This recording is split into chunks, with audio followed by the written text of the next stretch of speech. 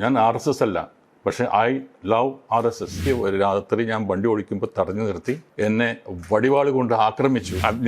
ഞാനേ ഈ സൈക്കോളജിയിലെ ആളാണ് കേട്ടോ. അപ്പോൾ ഈ കുട്ടി എന്താ നോക്കിയിട്ടേ അത് പിന്നെ എന്ത് തെറ്റാണ് BJP അന്യമതക്കാരോട് ചെയ്തത്? മുല്ലപ്പെരിയാർ ഡാമിന് വേണ്ടി ഇവിടുത്തെ ഒരു രാഷ്ട്രീയ നേതാവും കാണിക്കാത്ത ചങ്കൂറ്റവും എല്ലാം ചെയ്തുകൊണ്ടാണ് ഞാൻ എൻ്റെ തോൽവി ഞാൻ ആക്സെപ്റ്റ് ചെയ്തതാണ്. കാരണം എനിക്ക് അമ്മയോടാണ് എൻ്റെ വൈകാരികമായ ബന്ധം. I am totally against Empuraan. It is A nonsense.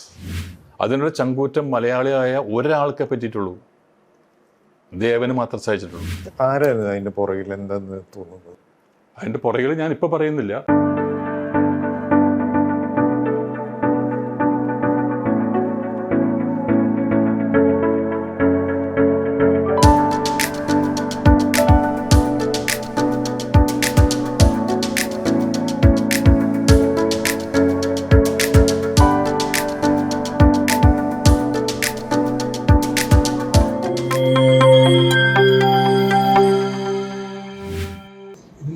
സിനിമയിലേക്ക് ഒരു തുടക്കം എങ്ങനെയായിരുന്നു? എന്തായിരുന്നു ഫാമിലി ബാക്ക്ഗ്രൗണ്ട്?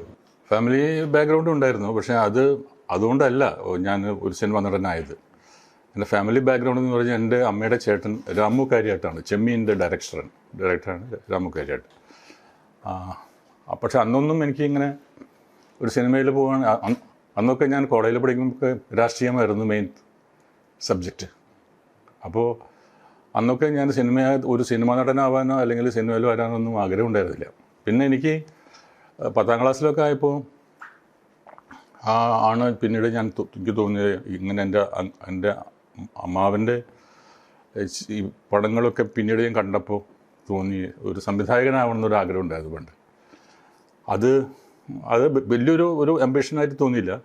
പട്ടാളക്കാരനാവാനാണ് എൻ്റെ ഈ കോളേജ് ലൈഫിലും സ്കൂൾ ലൈഫിലൊക്കെ പട്ടാളക്കാരനാവണം എന്നുള്ളത്. അങ്ങനെ ഞാൻ എൻ്റെ ഈ ആദ്യത്തെ SSLCക്ക് പഠിക്കുമ്പോഴാണ് നാഷണൽ ഡിഫൻസ് അക്കാഡമിയിൽ അച്ഛനും അമ്മ ഒന്നും അറിയാതെ ഞാൻ അപ്ലിക്കേഷൻ അയച്ച് അതിൻ്റെ ഇൻ്റർവ്യൂവിന് ഞാൻ ആദ്യമായിട്ട് ട്രെയിനിൽ കയറുന്നത് ബാംഗ്ലൂർക്ക് പോകുന്നത് ആ ഇൻ്റർവ്യൂവിന് വേണ്ടിയിട്ടാണ്, ഈ ഷോർട്ട് സർവീസ് കമ്മീഷൻ. അത് നാഷണൽ ഡിഫൻസ് അക്കാഡമി. അത് തോറ്റു. അത് എൻ്റെ പ്രീ ഡിഗ്രിക്ക് വന്നപ്പോൾ, പ്രീ ഡിഗ്രി കഴിഞ്ഞപ്പോൾ പിന്നെ ഒരു ഓപ്ഷൻ എനിക്ക് തോന്നിയത് armed forces medical college Pune. അപ്പോഴും ഞാൻ വിട്ടില്ല, പിന്നെയും ഒന്ന് ട്രൈ ചെയ്തു. അതിനും പോയി, അതിനും തോറ്റു. പിന്നെ ഒരു third option is short service commission in Indian army. അതിനു വേണ്ടിയിട്ട് ഞാൻ ആദ്യമായിട്ട് ചെന്നൈയിൽ പോകുന്നു. അങ്ങനെ ചെന്നൈയിൽ പോയി അവിടെ ഇവിടുത്തെ ഒരു ഇൻറ്റൻസീവ് കോഴ്സ്, ഒരു മേജർ രത്നാചലം നടത്തുന്ന ഒരു ഇതിൻ്റെ കോച്ചിങ് ക്യാമ്പ് ഉണ്ടായിരുന്നു, ഒരു 15 ദിവസത്തെ. അത് ഈ ഷോർട്ട് സർവീസ് കമ്മീഷൻ്റെ ഇൻ്റർവ്യൂവിന് പോകുന്നതിന് മുമ്പ് നമുക്ക് കിട്ടാവുന്ന ഒരു ട്രെയിനിങ് പ്രോഗ്രാമാണ് എല്ലാത്തിൻ്റെയും വെച്ചിട്ട്. ഒരു മേജർ രത്നാചലമാണ് നടത്തിക്കൊണ്ട് ഞാൻ അതിൽ ചേർന്നു. ഒരു 14 ദിവസത്തെ കോഴ്സ് കഴിഞ്ഞു. ഞങ്ങളൊക്കെ കൂടി ബാംഗ്ലൂർക്ക് എൻ്റെ ഫൈനൽ ഇതിന് പോയി. അപ്പോൾ പോകുന്ന സമയത്ത് എൻ്റെ കോച്ചായ മേജർ രത്നാചലം അതിൻ്റെ ഉള്ളിലുള്ള ഞാൻ എന്തായാലും ഷുവറായിട്ട് ഇതിന് കിട്ടും എന്നുള്ളതാണ് അദ്ദേഹത്തിൻ്റെ ഒരു കാൽക്കുലേഷനാണ്. അദ്ദേഹത്തിൻ്റെ കണക്കുകൂട്ടലിൽ എല്ലാത്തിലും ഞാൻ 1ാം സ്ഥാനത്തായിരുന്നു ഈ course, during the course of this training program. അങ്ങനെ ഞങ്ങളെല്ലാവരും കൂടി അവിടെ ബാംഗ്ലൂർ ചെന്നു. First day I was rejected in the first ടെസ്റ്റിൽ തന്നെ റിജക്റ്റ് ചെയ്തു. അങ്ങനെ ഞാനിങ്ങനെ വിഷമിച്ച് ആകെ എൻ്റെ കുറേ വർഷങ്ങളായിട്ടുള്ള എൻ്റെ ഒരു മോഹമായിരുന്നു അതെല്ലാം ഇടിഞ്ഞ് തകർന്നു പോയി. അങ്ങനെ ഞാൻ സ്റ്റേഷനിലിരുന്ന് ചെന്നൈ പോകുമ്പോൾ ഞാൻ ആക്ച്വലി ഈ ട്രെയിനിൽ കമ്പാർട്ട്മെൻറ്റ് കരയാണ് എൻ്റെ വലിയൊരു മോഹം പോയല്ലോ. അങ്ങനെ ഞാൻ നേരെ ചെന്ന് അദ്ദേഹത്തിൻ്റെ വീട്ടിലേക്ക് ചെന്നു, മേജർ രത്നാചലത്തിൻ്റെ. അപ്പോൾ എന്നെ കണ്ടപ്പോൾ അദ്ദേഹത്തിന് വളരെ സർപ്രൈസ് ആയി. What happen to you? I started crying. ഞാൻ ആകെ അങ്ങ് ലോകം അവസാനിച്ച പോലെയൊക്കെ ആയി. കണ്ണിലൊക്കെ ഇരുട്ട് പോയൊക്കെ തോന്നി. അത് കണ്ടിട്ട് അദ്ദേഹം ഭയങ്കരമായിട്ട് ചിരിക്കാൻ തുടങ്ങി. ഭയങ്കരമായിട്ട് ചിരിച്ചു, അട്ടഹസിച്ചിരിക്കുകയാണ്. അപ്പോൾ അദ്ദേഹം പറഞ്ഞ ചില വാക്കുകളുണ്ട്. Don't attempt again, I think your fate is something else. You try to find your path. അത് ഞാൻ ഇപ്പോഴും ഓർക്കുകയാണ് അദ്ദേഹത്തിൻ്റെ ആ വാക്കുകൾ. അവിടെ നിന്നാണ് എൻ്റെ അതേവരെ ഉണ്ടായിരുന്ന ambition to become a army officer. I have cut it. മനസ്സിലായില്ല. അതിന് ശേഷമാണ് ഞാൻ എൻ്റെ ലൈഫിലേക്ക് വന്നതും അവിടെ തന്നെ സ്ട്രഗിളിങ്. ഞാൻ ഇങ്ങോട്ട് തിരിച്ച് വന്നില്ല. കാരണം തിരിച്ച് വരാത്തതിൻ്റെ ഒരു കാരണം എന്ന് വെച്ചാൽ അച്ഛൻ അന്ന് എന്നെ എസ് ഐ ആക്കാനുള്ള എല്ലാ പരിപാടികളൊക്കെ പേപ്പർ വർക്കൊക്കെ കഴിച്ചിട്ട്, അന്ന് ലീഡർ ഉണ്ടായിരുന്നു. അപ്പോൾ അച്ഛനും ലീഡറൊക്കെ ആയിട്ട് നല്ല ബന്ധമുള്ള സമയമായിരുന്നു. അപ്പോൾ ലീഡറാണെന്നൊക്കെ പറഞ്ഞിട്ട് എനിക്ക് ഒരു സീറ്റൊക്കെ റെഡിയാക്കി അങ്ങനെ എന്നെ എസ് ഐ ആക്കാനുള്ള ഒരു പരിപാടി തിരിക്കണം. അപ്പോൾ എനിക്ക് പോലീസാവാൻ താല്പര്യം ഉണ്ടായിരുന്നില്ല. അപ്പോൾ ഞാൻ പറഞ്ഞു ഇവിടെ വന്നു കഴിഞ്ഞാൽ അച്ഛൻ എങ്ങനെയാലും പോലീസാക്കും, അപ്പോൾ ഇവിടേക്ക് വരരുതെന്ന് പറഞ്ഞിട്ട് ഞാൻ അവിടെ ചെന്നൈയിൽ തന്നെ കൂടി. അവിടെ നിന്നാണ് എൻ്റെ ജീവിതത്തിൻ്റെ ശരിയായിട്ടുള്ള സ്ട്രഗ്ലിംഗ് പീരീഡ് തുടങ്ങുന്നത്. അങ്ങനെ കുറേ ഇന്ത്യയിൽ ജോലി കിട്ടാൻ ശ്രമിച്ചു. അങ്ങനെ ഇസ്പിക് എന്ന് പറഞ്ഞിട്ടൊരു കമ്പനി ഉണ്ട്, Southern Petrochemical Industries Corporation. വലിയൊരു കോർപ്പറേറ്റ് കമ്പനിയാണ്, യു നോ അബൌട്ട് ഇറ്റ്. അതിൽ ഞാനൊരു അതും ഇന്ത്യൻ എക്സ്പ്രസ്സിൽ ഒരു ആഡ് ഉണ്ടായിരുന്നു. മാർക്കറ്റിംഗ് ഓഫീസേഴ്സ് ട്രെയിനിങ് എന്ന് പറഞ്ഞിട്ടുള്ളൊരു പോസ്റ്റിൽ അപ്ലൈ കൊടുക്കുക എന്ന് ആപ്ലിക്കേഷൻ കൊടുത്തു. അതിന് എന്നെ ഇൻ്റർവ്യൂവിന് വിളിച്ചു. ഇൻ്റർവ്യൂ ബോർഡിൽ 3 പേരുണ്ടായിരുന്നു. അതിൻ്റെ ചെയർമാൻ, ഇൻ്റർവ്യൂ ബോർഡിൻ്റെ ചെയർമാൻ ഒരു MG മേനോൻ എന്നൊരാളായിരുന്നു. അദ്ദേഹം അതിൻ്റെ എക്സിക്യൂട്ടീവ് ചെയർമാനാണ്. എക്സിക്യൂട്ടീവ് ചെയർമാനാണ് ഈ കമ്പനിയുടെ ഈസ് ടോപ്പ് ഓഫീസർ. വേറെ 2 പേരുണ്ടായിരുന്നു. അപ്പോൾ ഇൻ്റർവ്യൂ എല്ലാം കഴിഞ്ഞു. ഇൻ്റർവ്യൂ കഴിഞ്ഞിട്ട് എന്നോട് പറഞ്ഞു യു വെയിറ്റ് ഔട്ട് സൈഡ്. അങ്ങനെ ഞാൻ വെയിറ്റ് ചെയ്തു. പിന്നെ ബാക്കിയുള്ള കാൻഡിഡേറ്റിനെ വിളിച്ച് എല്ലാം കഴിഞ്ഞിട്ട് ഇവർ എന്നെ വിളിച്ചു. എൻ്റെ അടുത്തേക്ക് വിളിച്ചിട്ട് പറഞ്ഞു, ഇപ്പോൾ ഈ ജോലിക്ക് നിങ്ങൾ ഓക്കെയാണ്, ഞങ്ങൾക്ക് ഇപ്പം തന്നെ വേണമെങ്കിൽ അപ്പോയിൻമെൻറ്റ് അടിച്ചു തരാം. പക്ഷേ ഞങ്ങളുടെ ഒരു കാൽക്കുലേഷനിൽ നിങ്ങൾക്ക് ഒരു post graduate degree in management ഉണ്ടായിരുന്നെങ്കിൽ നിങ്ങൾക്ക് കുറച്ചും കൂടി ഒരു ചാൻസ് കിട്ടുമായിരുന്നു. അവർ പറഞ്ഞു, എന്നെ ഒരു അഡ്വൈസുമായിട്ട് എന്നോട് ചോദിച്ചു, വൈ കാണ്ട് you try and get an management degree എന്ന് പറഞ്ഞു. അപ്പോൾ ഞാൻ പറഞ്ഞു, എൻ്റെ സാറേ എനിക്ക് താല്പര്യമില്ല, പഠിക്കാനൊക്കെ വളരെ മോശമായിരുന്നു അന്നൊക്കെ. ഞാൻ പറഞ്ഞു എനിക്കിൻ്റെ ഒരു പഠിത്തത്തിന് എനിക്കൊരു താല്പര്യമില്ല. അത് മാത്രമല്ല നാട്ടിൽ ചെന്നിട്ട് ഞാനിങ്ങനെ പറഞ്ഞു ഞാൻ അച്ഛനെ പോലീസാക്കും, അപ്പോൾ അതുകൊണ്ട് എനിക്ക് ചെയ്യാൻ പറ്റില്ല എന്ന് പറഞ്ഞു. അപ്പോൾ ആൾ പറഞ്ഞു അങ്ങനെയാണെങ്കിൽ ഞങ്ങൾക്ക് അതായത് മദ്രാസ് മാനേജ്മെൻറ്റ് അസോസിയേഷൻ എന്ന് പറഞ്ഞിട്ടൊരു ഇൻസ്റ്റിറ്റ്യൂട്ട് ഉണ്ട് അവിടെ. അവർ ഈ കോർപ്പറേറ്റ് കമ്പനികൾക്ക് ആവശ്യമുള്ള ഗ്രാജുവേറ്റ്സിനെ ഈ MBA എടുക്കാനുള്ള ഒരു സംഗതി ഉണ്ട്. അതിന് ഞാൻ റെക്കമെൻഡ് ചെയ്യാം. അവർ സ്പോൺസർ ചെയ്യും, നമ്മൾ ഫീസൊന്നും കൊടുക്കണ്ട. അവർ അവർ സ്പോൺസർ ചെയ്യുന്ന ഒരു സ്കീമുണ്ട്. അതിൽ വേണമെങ്കിൽ ഞാൻ തരാം, കാരണം you are eligible for that. ഇപ്പോൾ ഒറ്റൊരു ഈ ഡിഗ്രി ഒരു ഗ്രാജുവേഷൻ മാത്രമായി കഴിഞ്ഞാൽ നിങ്ങൾക്ക് ഇതിൻ്റെ എല്ലാം മുന്നോട്ട് വരാനുള്ള ബുദ്ധിമുട്ട് വരും. നിങ്ങൾക്കൊരു ലിമിറ്റ് ഉണ്ട്, അത് വിട്ടിട്ട് നിങ്ങൾക്ക് പോകാൻ പറ്റില്ല. അങ്ങനെ അദ്ദേഹത്തിൻ്റെ ഒരു അഡ്വൈസും നിർബന്ധം കൊണ്ട് ഞാൻ അതിൽ ചേർന്നു. I took my MBA. എന്നിട്ട് അവരെന്നെ ട്യൂറ്റോറിയലിലേക്ക് ഈ ഡിഗ്രി കിട്ടിയതിന് ശേഷം അയച്ചു. അപ്പോൾ ട്യൂറ്റോറിയലിൽ ഞാൻ ജോലി നോക്കിയപ്പോൾ എനിക്ക് ഒരു 3-4 മാസം കഴിഞ്ഞപ്പോൾ എനിക്ക് ബോറടി തോന്നി. കാരണം വേറൊരാളുടെ കീഴിൽ ഇങ്ങനെ വർക്ക് ചെയ്യാനുള്ള ഒരു ബുദ്ധിമുട്ട് എനിക്ക്. അവർ പറയണമൊക്കെ കേൾക്കണമല്ലോ. പിന്നെ മാത്രമല്ല ട്യൂറ്റിക്കോർ എന്ന് വെച്ചാൽ ഒരു റിമോട്ട് ടൗണാണ്, ഒരു നല്ലൊരു ടൗണല്ല, അത് ഭയങ്കര ഒരു ഡേർട്ടി ടൗണാണ് ട്യൂറ്റിക്കോറിൻ. അപ്പോൾ ഞാനിങ്ങനെ ആലോചിച്ചു. അങ്ങനെ ഒരു ദിവസം ഞാൻ നേരെ ചെന്നൈയിൽ തിരിച്ചു വന്ന് ഈ MG മേനോൻ സാറിനെ പോയി കണ്ടു.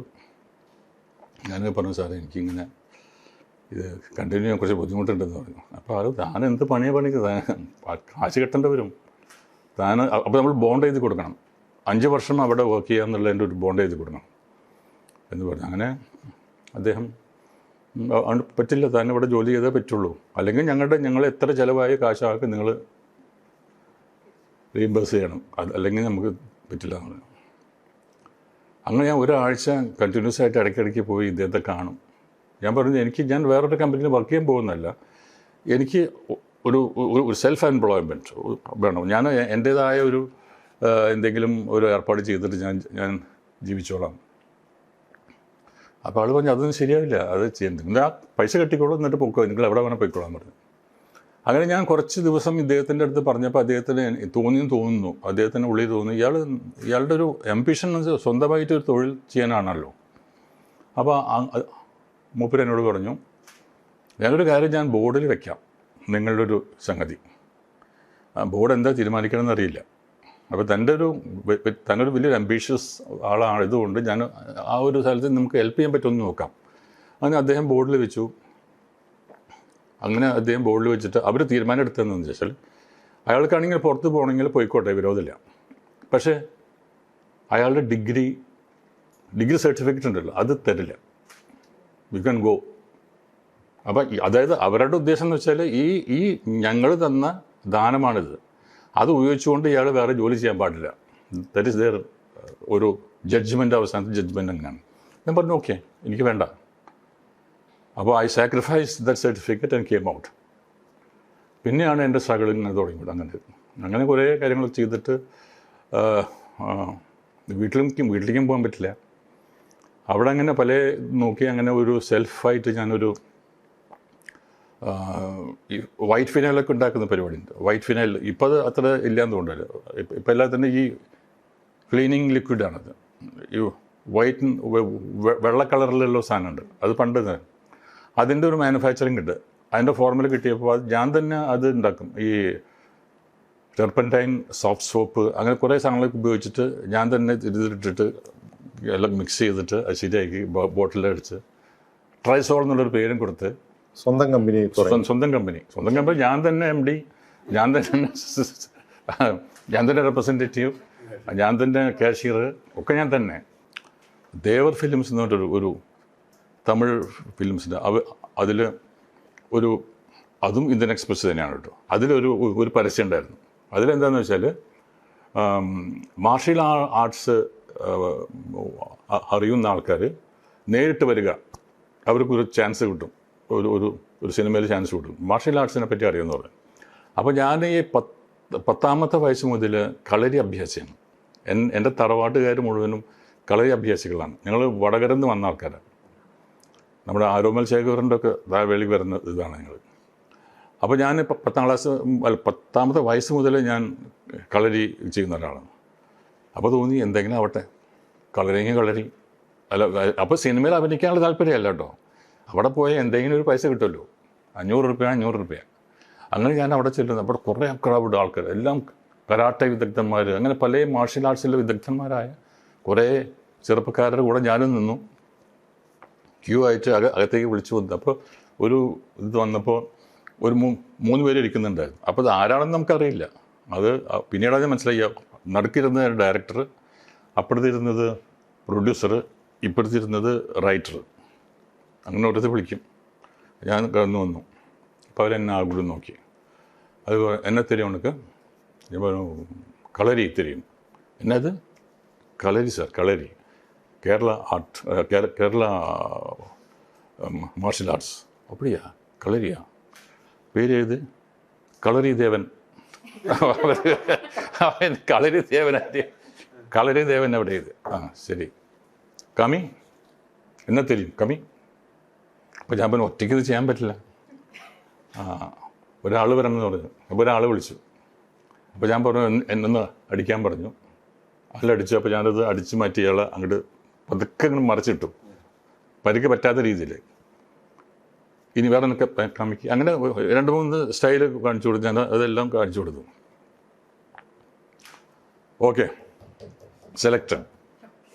അങ്ങനെ അടുത്ത ദിവസം ഞാനിവിടെ അവർ ഓഫീസിൽ വരാൻ പറഞ്ഞു. ഓഫീസിൽ വന്നു. അവരെന്നെ ചെങ്കൽപ്പെട്ട് എന്ന് പറഞ്ഞ സ്ഥലമുണ്ട്, അവിടെ നിന്നൊരു 60 കിലോമീറ്റേഴ്സ് ചെന്നൈയിൽ നിന്ന് പുറത്ത് പോകണം. ഒരു റെയിൽവേ ട്രാക്ക് ഉണ്ട്, അവിടെ കൊണ്ട് നിർത്തിയിട്ട് ഭയങ്കര വെയിലാണ്. അപ്പോൾ എന്നെ ചെയ്ത് കോസ്റ്റ്യൂമൊക്കെ ഇട്ട് ഷൂ ഒക്കെ തന്ന് അത് തിരിച്ചു. അപ്പോൾ എന്നെ കൊണ്ടുപോകുന്നത് ഈ കോസ്റ്റ്യൂംസൊക്കെ കൊണ്ടുപോകുന്ന വാനുണ്ട്, അതിൻ്റെ ഒരു സൈഡിലാണ് എനിക്ക് സീറ്റ് കിട്ടിയത്. ഞാൻ ജൂനിയർ സ്റ്റേഷനും ഒരു പോവല്ലേ, ഒരു മലയാള സിനിമയിൽ ഇത് കോസ്റ്റ്യൂസ്റ്റ് ഫിലിം എടുത്ത ആളാണ് ഞാൻ. പിന്നെ എന്നെ കാണുന്നത് ഒരു വാനിൽ ഇങ്ങനെ ഇരിക്കരുത്, ഇങ്ങനെ പോവാ. ഞാനിപ്പോൾ ഓർക്കുകയാണ് അങ്ങനെ.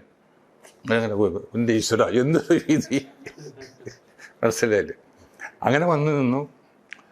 അപ്പോൾ ഭയങ്കര ബഹളം. ആൾക്കാരും ഒരു ട്രാക്ക് ഇട്ടിട്ടുണ്ട്, ഒരു ട്രോളി ട്രാക്ക് വന്ന് ഇതൊക്കെ കിട്ടും. അപ്പോഴേക്കും ഡയറക്ടർ വന്നു, ഫൈറ്റ് മാസ്റ്റർ വന്നു. ആ ഫൈറ്റ് മാസ്റ്റർ പറഞ്ഞു എന്ന് വെച്ചാൽ ഇതിൽ കമ്പോസിങ് கிடையாது சார், കമ്പോസിങ് கிடையாது, உங்களுக்கு என்ன தெரியுமோ അത് பண்ணுங்க. അപ്പോൾ കരാട്ടെ മണി എന്ന് പറഞ്ഞ ഒരാളാണ് ഓപ്പോസിറ്റ് നിൽക്കുന്നത്. കരാട്ടെ വെച്ചാൽ വലിയൊരു മാസ്റ്ററാണ്, ഈ കരാട്ടയുടെ മാസ്റ്ററാണ് കരാട്ടെ മണി. പേരെടുത്ത ബ്ലാക്ക് ബെൽറ്റിൻ്റെ മേലെയുള്ള ഒരുപാട് ബെൽറ്റ് എടുത്തിട്ടുള്ള മനുഷ്യനാണ്. അയാളും ഞാനായിട്ടുള്ള ഫൈറ്റാണ്. അപ്പോൾ ഇതിൻ്റെ കമ്പോസിങ് ഇല്ല. നിങ്ങൾക്ക് അറിയുന്നത് നിങ്ങളടിക്കുക, അയാൾക്ക് അറിയുന്നത് നിങ്ങളടിക്കുക. അപ്പോൾ ഞാൻ എൻ്റെ ഈശ്വര എന്ന് പറഞ്ഞിട്ട് ഫസ്റ്റ് ആ ട്രോളി ഷോട്ട് ഇങ്ങിട്ടുണ്ട്. ട്രോളി ഷോട്ടിൽ ഇങ്ങനെ അവിടെ നിന്ന് തുടങ്ങിക്കഴിഞ്ഞാൽ ഞങ്ങൾ അടിച്ചടിച്ചടിച്ചടിച്ചിട്ട് ഇങ്ങോട്ട് വരും. അതുവരെ നമ്മളിങ്ങനെ നിൽക്കും. അപ്പോൾ ഞാൻ അങ്ങോട്ട് അടിക്കും, ആൾ ഇങ്ങനെ അടിക്കും, ഞാൻ തടുക്കും, ഇങ്ങനെ തടുക്കും, ബ്ലോക്ക് ചെയ്യും, അങ്ങനെ അടിച്ച് ചക്ക ചക്ക ചക്ക ചക്ക ചക്ക എന്ന് വെച്ചിട്ട് അങ്ങനെ അവസാനം കൊണ്ട് നിർത്തി. ഒരൊറ്റ ഷോട്ടിലാണത് അടിച്ചത്. അത് കഴിഞ്ഞിട്ട് ഓക്കെ ശരി. അപ്പോഴേക്കും അവർ വേറൊരു ആംഗിൾ വെക്കാൻ വേണ്ടിയിട്ട് ക്യാമറ അങ്ങോട്ട് പോയി. അപ്പം വെയിലത്ത് ഞാൻ നിൽക്കുകയാണ്. അപ്പോൾ കരാട്ടെ മണി സാറ് അവിടെ അപ്പോഴേക്കും അദ്ദേഹത്തിന് ചെയറും ഇളനീരും ഗ്ലൂക്കോസൊക്കെ ആയിട്ട് ആൾക്കാർ പിന്നിൽ നിൽക്കുന്നുണ്ട്. എനിക്ക് ആരും വരുന്നില്ല, ഞാനിങ്ങനെ നിൽക്കുകയാണ്, ദാഹിച്ചിട്ടും വയ്യ.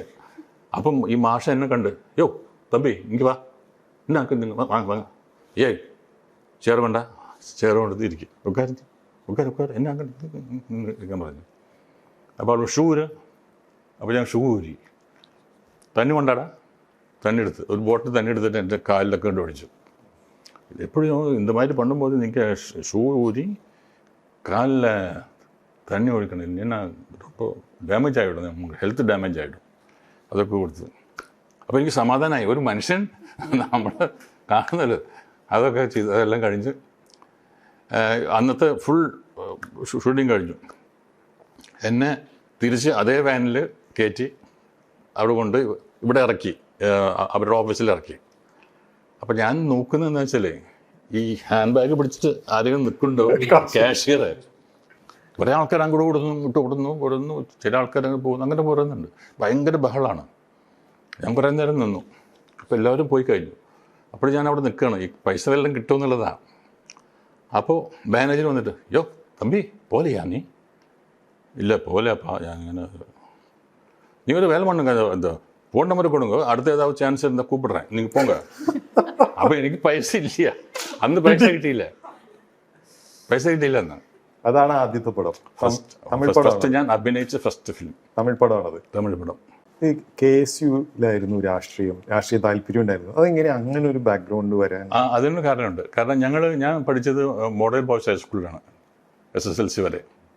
അപ്പോൾ മോഡൽ ബോയ്സ് ഹൈസ്കൂളിനകത്തുള്ള ഞങ്ങൾ ആ ക്യാമ്പസിനകത്ത് കക്ഷി രാഷ്ട്രീയം കയറ്റില്ല. മാഷ് അവിടുത്തെ ഹെഡ് മാസ്റ്റർ ബാലചന്ദ്ര രാജ എന്നിട്ടൊരു ആളായിരുന്നു.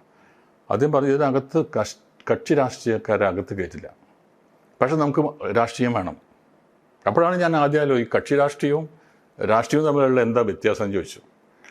പറഞ്ഞു, കക്ഷി രാഷ്ട്രീയം എന്ന് പറഞ്ഞാൽ ഒരു പാർട്ടി ഉണ്ടാക്കി അയാളുടെ ആശയമായിട്ട് മുന്നോട്ട് പോകുന്നത്. രാഷ്ട്രീയം എന്ന് പറഞ്ഞാൽ അതാണ് പ്രാണവായു ഓഫ് എ നേഷൻ. എനിക്ക് ആദ്യത്തെ ചില ക്ലാസ്സസ് കിട്ടുന്നതാണ്. ഈ പൊളിറ്റിക്സ്, രാഷ്ട്രീയം എന്ന് പറയുന്നതാണ് പ്രാണവായു ഓഫ് എ രാഷ്ട്രം. രാഷ്ട്രത്തിൻ്റെ പ്രാണവായുവാണ്. അതില്ലെങ്കിൽ ഇവിടെ ഒന്നും നടക്കില്ല. എല്ലാവരും രാഷ്ട്രീയക്കാരനാണ്. രാഷ്ട്രീയത്തിൽ ഒന്ന് active politics and passive politics.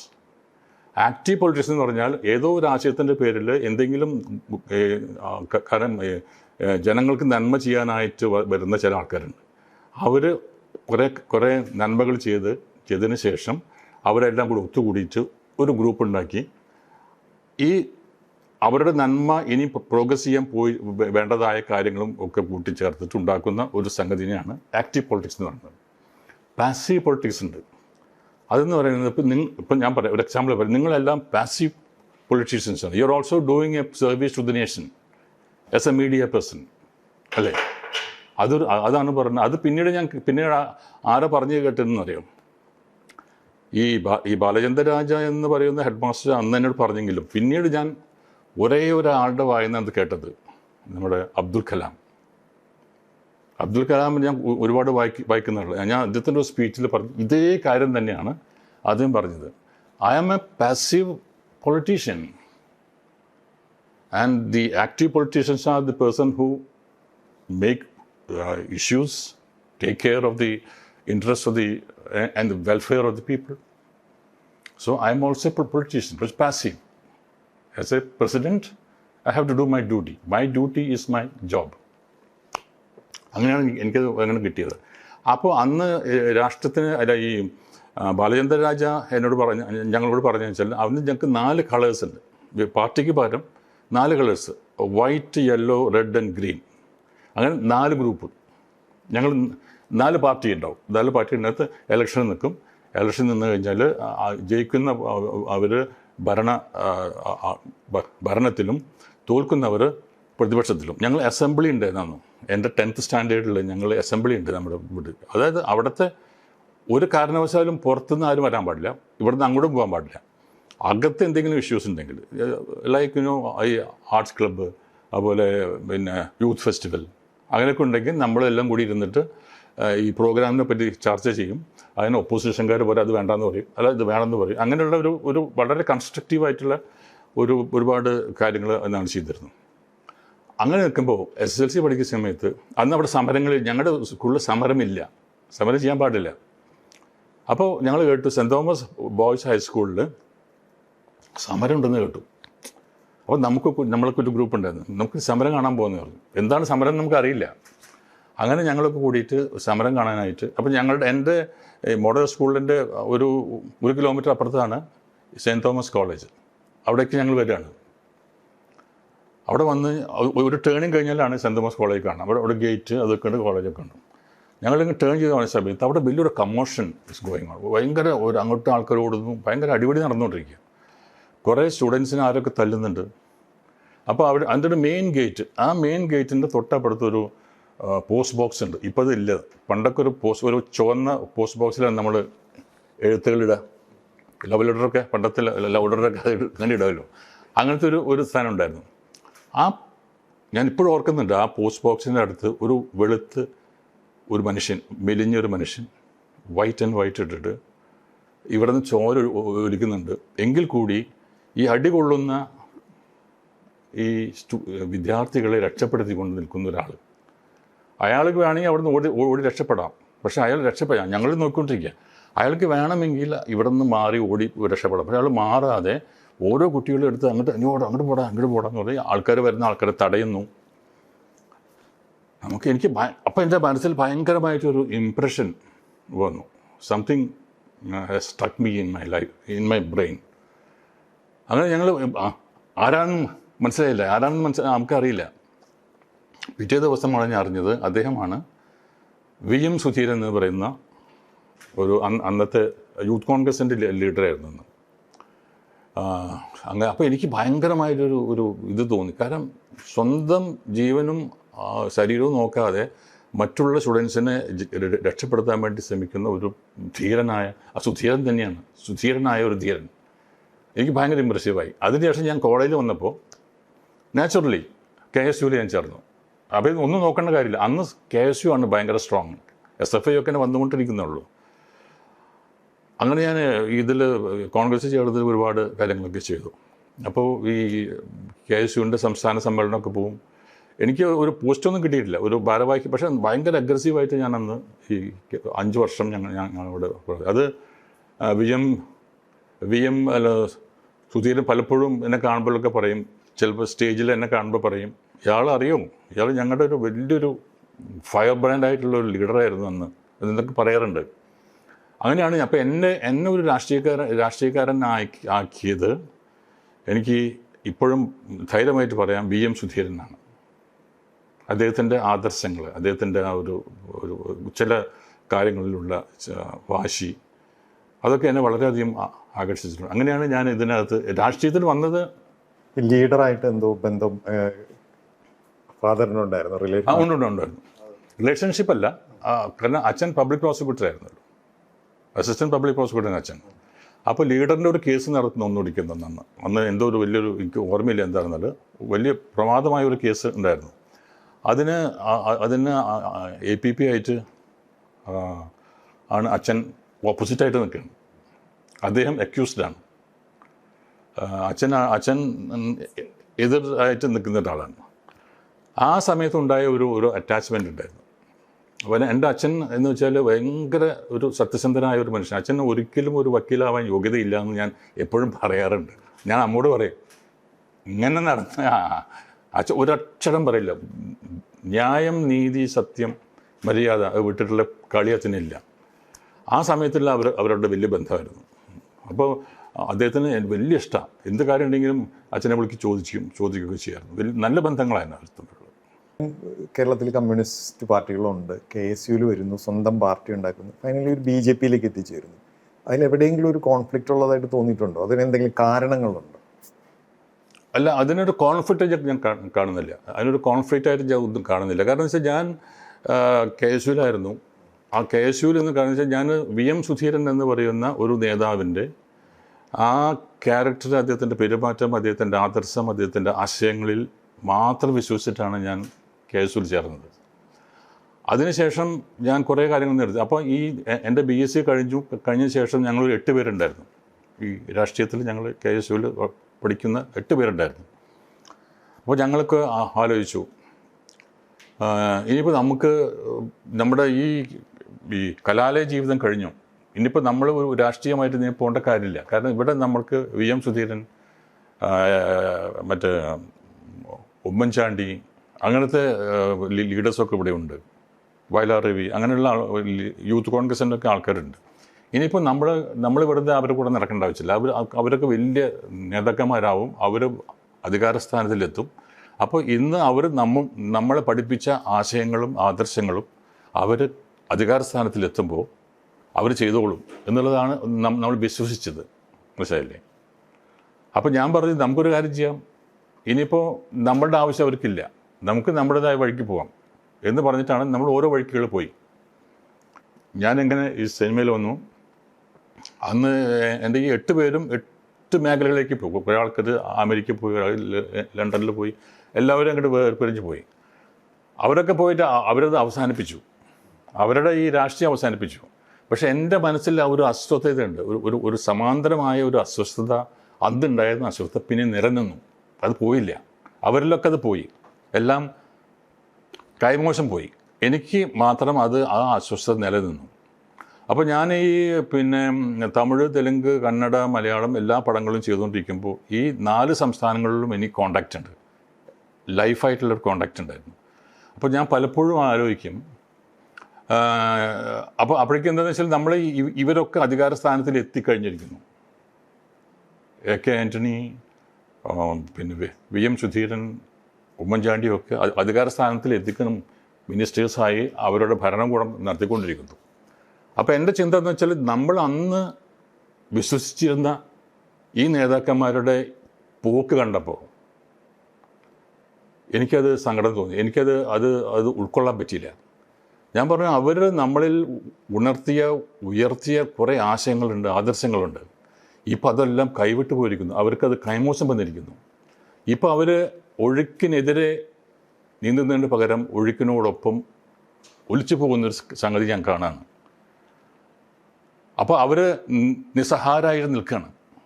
ആ നിസ്സഹായത എനിക്ക് സഹിക്കാൻ പറ്റില്ല. നോ, അവർക്ക് അങ്ങനെ നിസ്സഹായരായിട്ട് നിൽക്കാൻ പറ്റില്ല. കാരണം അവരങ്ങനെയാണ് ഞങ്ങൾ പഠിപ്പിച്ചിട്ടുള്ളത്. മനസ്സിലായില്ലേ? ഞങ്ങളെ പഠിപ്പിച്ചത് അങ്ങനെയാണ്. അവരൊക്കെല്ലാം മാറിക്കഴിഞ്ഞിട്ട് അവർ ഒഴുക്കിലൂടെ അവരും ഇങ്ങനെ സുഖമായിട്ട് പോയിക്കൊണ്ടിരിക്കുകയാണ്. ഇത് ശരിയല്ല എന്ന് എനിക്ക് തോന്നി. ഒരിക്കൽ ഞാൻ ഗോദാവരി നദിയുടെ തീരത്ത് ഞാനും നമ്മുടെ ബാലകൃഷ്ണൻ എന്ന് പറഞ്ഞൊരു സൂപ്പർ സ്റ്റാർ നായകൻ, അദ്ദേഹമായിട്ടുള്ള ഫൈറ്റാണ്. ഞാൻ വില്ലൻ, അദ്ദേഹം ഹീറോ ആയിട്ട് അഭിനയിക്കുകയാണ്. അപ്പോൾ അത് ഈ ഗോദാവരി നദിയുടെ തീരമാണ്. അവിടെയാണ് ഞങ്ങൾ ഫൈറ്റ്, ഭയങ്കര ഫൈറ്റ്. അവിടുത്തെ ഫൈറ്റ് നമ്മുടെ കേരള ഫൈറ്റുമാരൊന്നുമല്ല കേട്ടോ. 10 ദിവസം പിടിക്കും ഒരു ഫൈറ്റ് തീരാനായിട്ട്. ഡ്യൂപ്പില്ലാതെ ഫൈറ്റ് ചെയ്യണം, അങ്ങനെയൊക്കെയാണ് അവിടെ. ഇവിടെയൊക്കെ ഡ്യൂപ്പിനൊക്കെ ഇട്ടിട്ട് ഇവർ മോഹൻലാൽ മമ്മൂട്ടിയൊക്കെ അങ്ങനെ ചെയ്യുന്നതാണ്. അവിടെ അങ്ങനെയൊന്നും പറ്റില്ല എന്ന്, we have to do it. അപ്പോൾ ഇങ്ങനെ ഒരു ഷോട്ട് അതുകൊണ്ട് 11 മണിയൊക്കെയുണ്ട് ഞങ്ങൾ ഷോട്ട് അടിച്ചത് പെട്ടെന്ന്.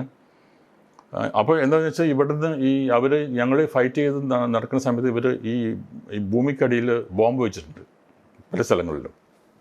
അപ്പോൾ ഞങ്ങൾ ഫൈറ്റ് ചെയ്ത് മുന്നോട്ട് പോകുമ്പോൾ അവിടെ ഒരു ബോംബ് പൊട്ടും, ഇവിടെ ഒരു ബോംബ് പൊട്ടും. അതിൻ്റെ ഉള്ളിൽ കൂടെ ഭയങ്കര റിസ്ക്കിയാണത്. അങ്ങനെ പൊട്ടി പറയുമ്പോൾ ഒരു സ്ഥലത്ത് ബോംബ് പൊട്ടുന്നതോടെ ബോംബിൻ്റെ ആ ബ്ലാസ്റ്റിനോടൊപ്പം തന്നെ വരുന്ന സാധനത്ത് വെള്ളമാണ് തീർന്നത്. വലിയൊരു ഫൗണ്ടൻ പോലെ വെള്ളം നിൽക്കണം. ആകെ പ്രശ്നമായിപ്പോയി. അപ്പോഴേക്കും വലിയ ആൾക്കാരെ ഓടി വന്നു, നിൽക്കുന്നില്ല, അത്രയും വലിയ ഇതിലാണ്. അപ്പോൾ എന്താ പറ്റുകയെന്ന് വെച്ചാൽ ഇവർ ഈ ബോംബ് വയ്ക്കുന്ന ആൾക്കാർ ഇതിൻ്റെ താഴത്തു കൂടെ ഈ ഗോദാവരി നദിയിൽ നിന്നാണ് ഈ അവിടുത്തെ അടുത്ത ടൗണിലേക്ക് പോകുന്ന ഡ്രിങ്കിങ് വാട്ടറിൻ്റെ സാധനമാണ്.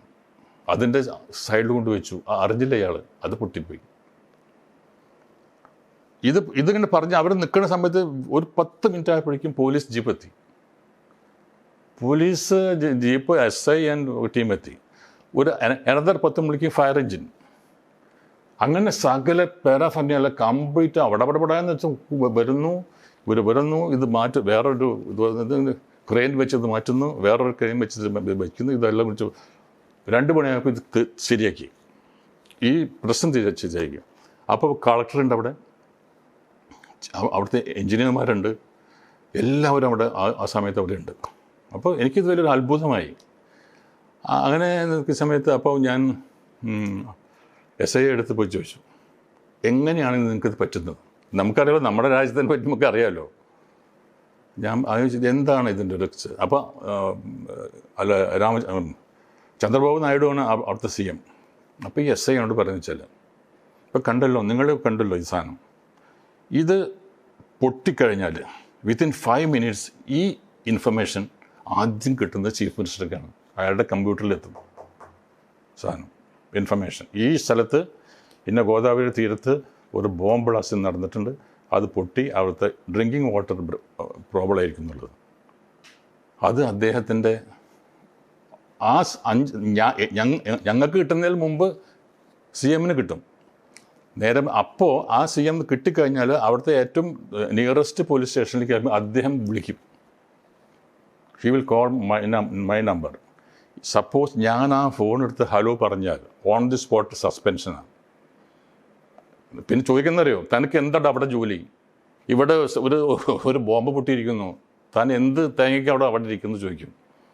അപ്പം വി ആർ അവർ അലർട്ടാണ് അവിടെ. ഞങ്ങൾ കംപ്ലീറ്റ് അപ്പോൾ അത് കാരണം അവർ ഇവിടെ എന്തെങ്കിലും സംഭവിച്ചു കഴിഞ്ഞാൽ ഉടനെ ഞങ്ങൾക്ക് കിട്ടാൻ തക്ക വിധത്തിലുള്ള അലർട്ടായിട്ട് ഞങ്ങൾ ആൾക്കാരെ വെച്ചിട്ടുണ്ട് എവരിവെയർ. അതാണ് അവിടുത്തെ സിസ്റ്റം. ഇത് കഴിഞ്ഞപ്പോൾ അപ്പോൾ കളക്ടറോട് ഞാൻ പോയി ചോദിച്ചു. അപ്പോൾ കളക്ടർ പറഞ്ഞു, it's natural, we have to be here. അപ്പോൾ നമ്മുടെ കാര്യം പറയാൻ പറ്റില്ലല്ലോ, മിണ്ടിയില്ല. അങ്ങനെ ഇതെല്ലാം പറഞ്ഞു. അപ്പോൾ അതെന്താ വെച്ചാൽ ഇയാളുടെ ഒരു സ്റ്റൈൽ ഓഫ് വർക്കിംഗ് ആണിത്.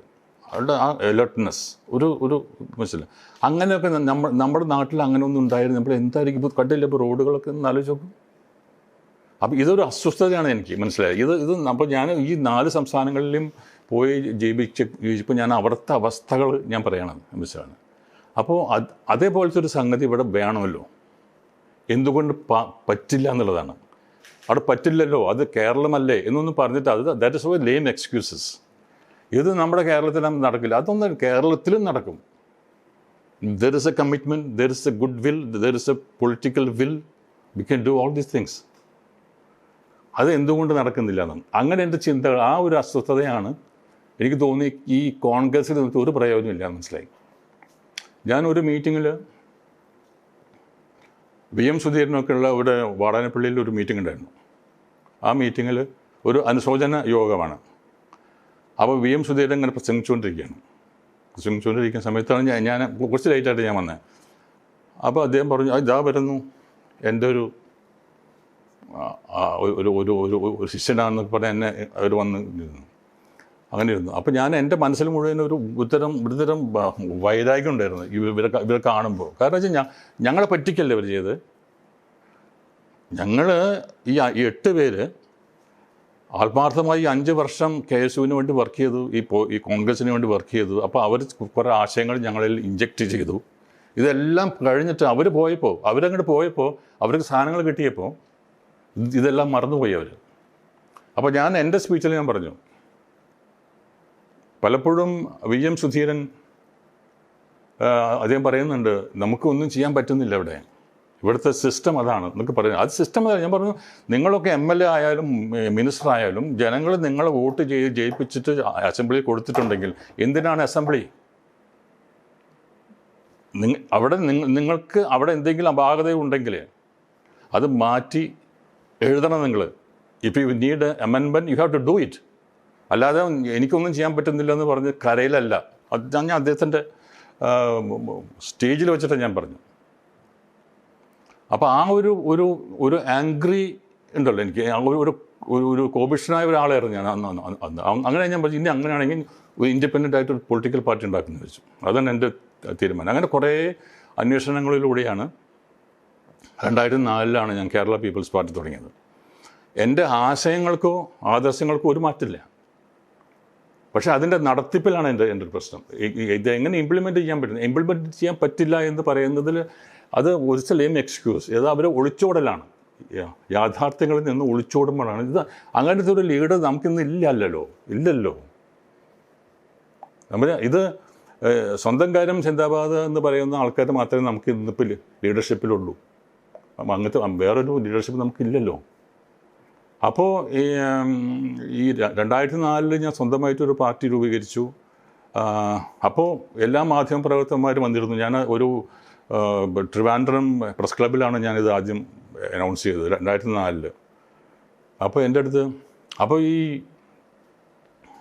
ഈ 4 സംസ്ഥാനങ്ങളിൽ നിന്നും മീഡിയക്കാർ വന്നിട്ടുണ്ട്. അതൊരു സിനിമാ നടൻ കേരളത്തിൽ തുടങ്ങിയിരിക്കുന്നത്. അപ്പോൾ അവർ വിചാരിച്ച് മറ്റേ NTR-മാരെയൊക്കെ MGR-മാരും ആക്കുന്നില്ല വന്നത്.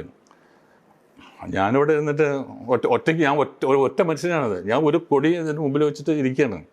അപ്പോൾ കംപ്ലീറ്റ് ഞങ്ങൾ ഇങ്ങനെ സ്പോട്ടിലാണ്.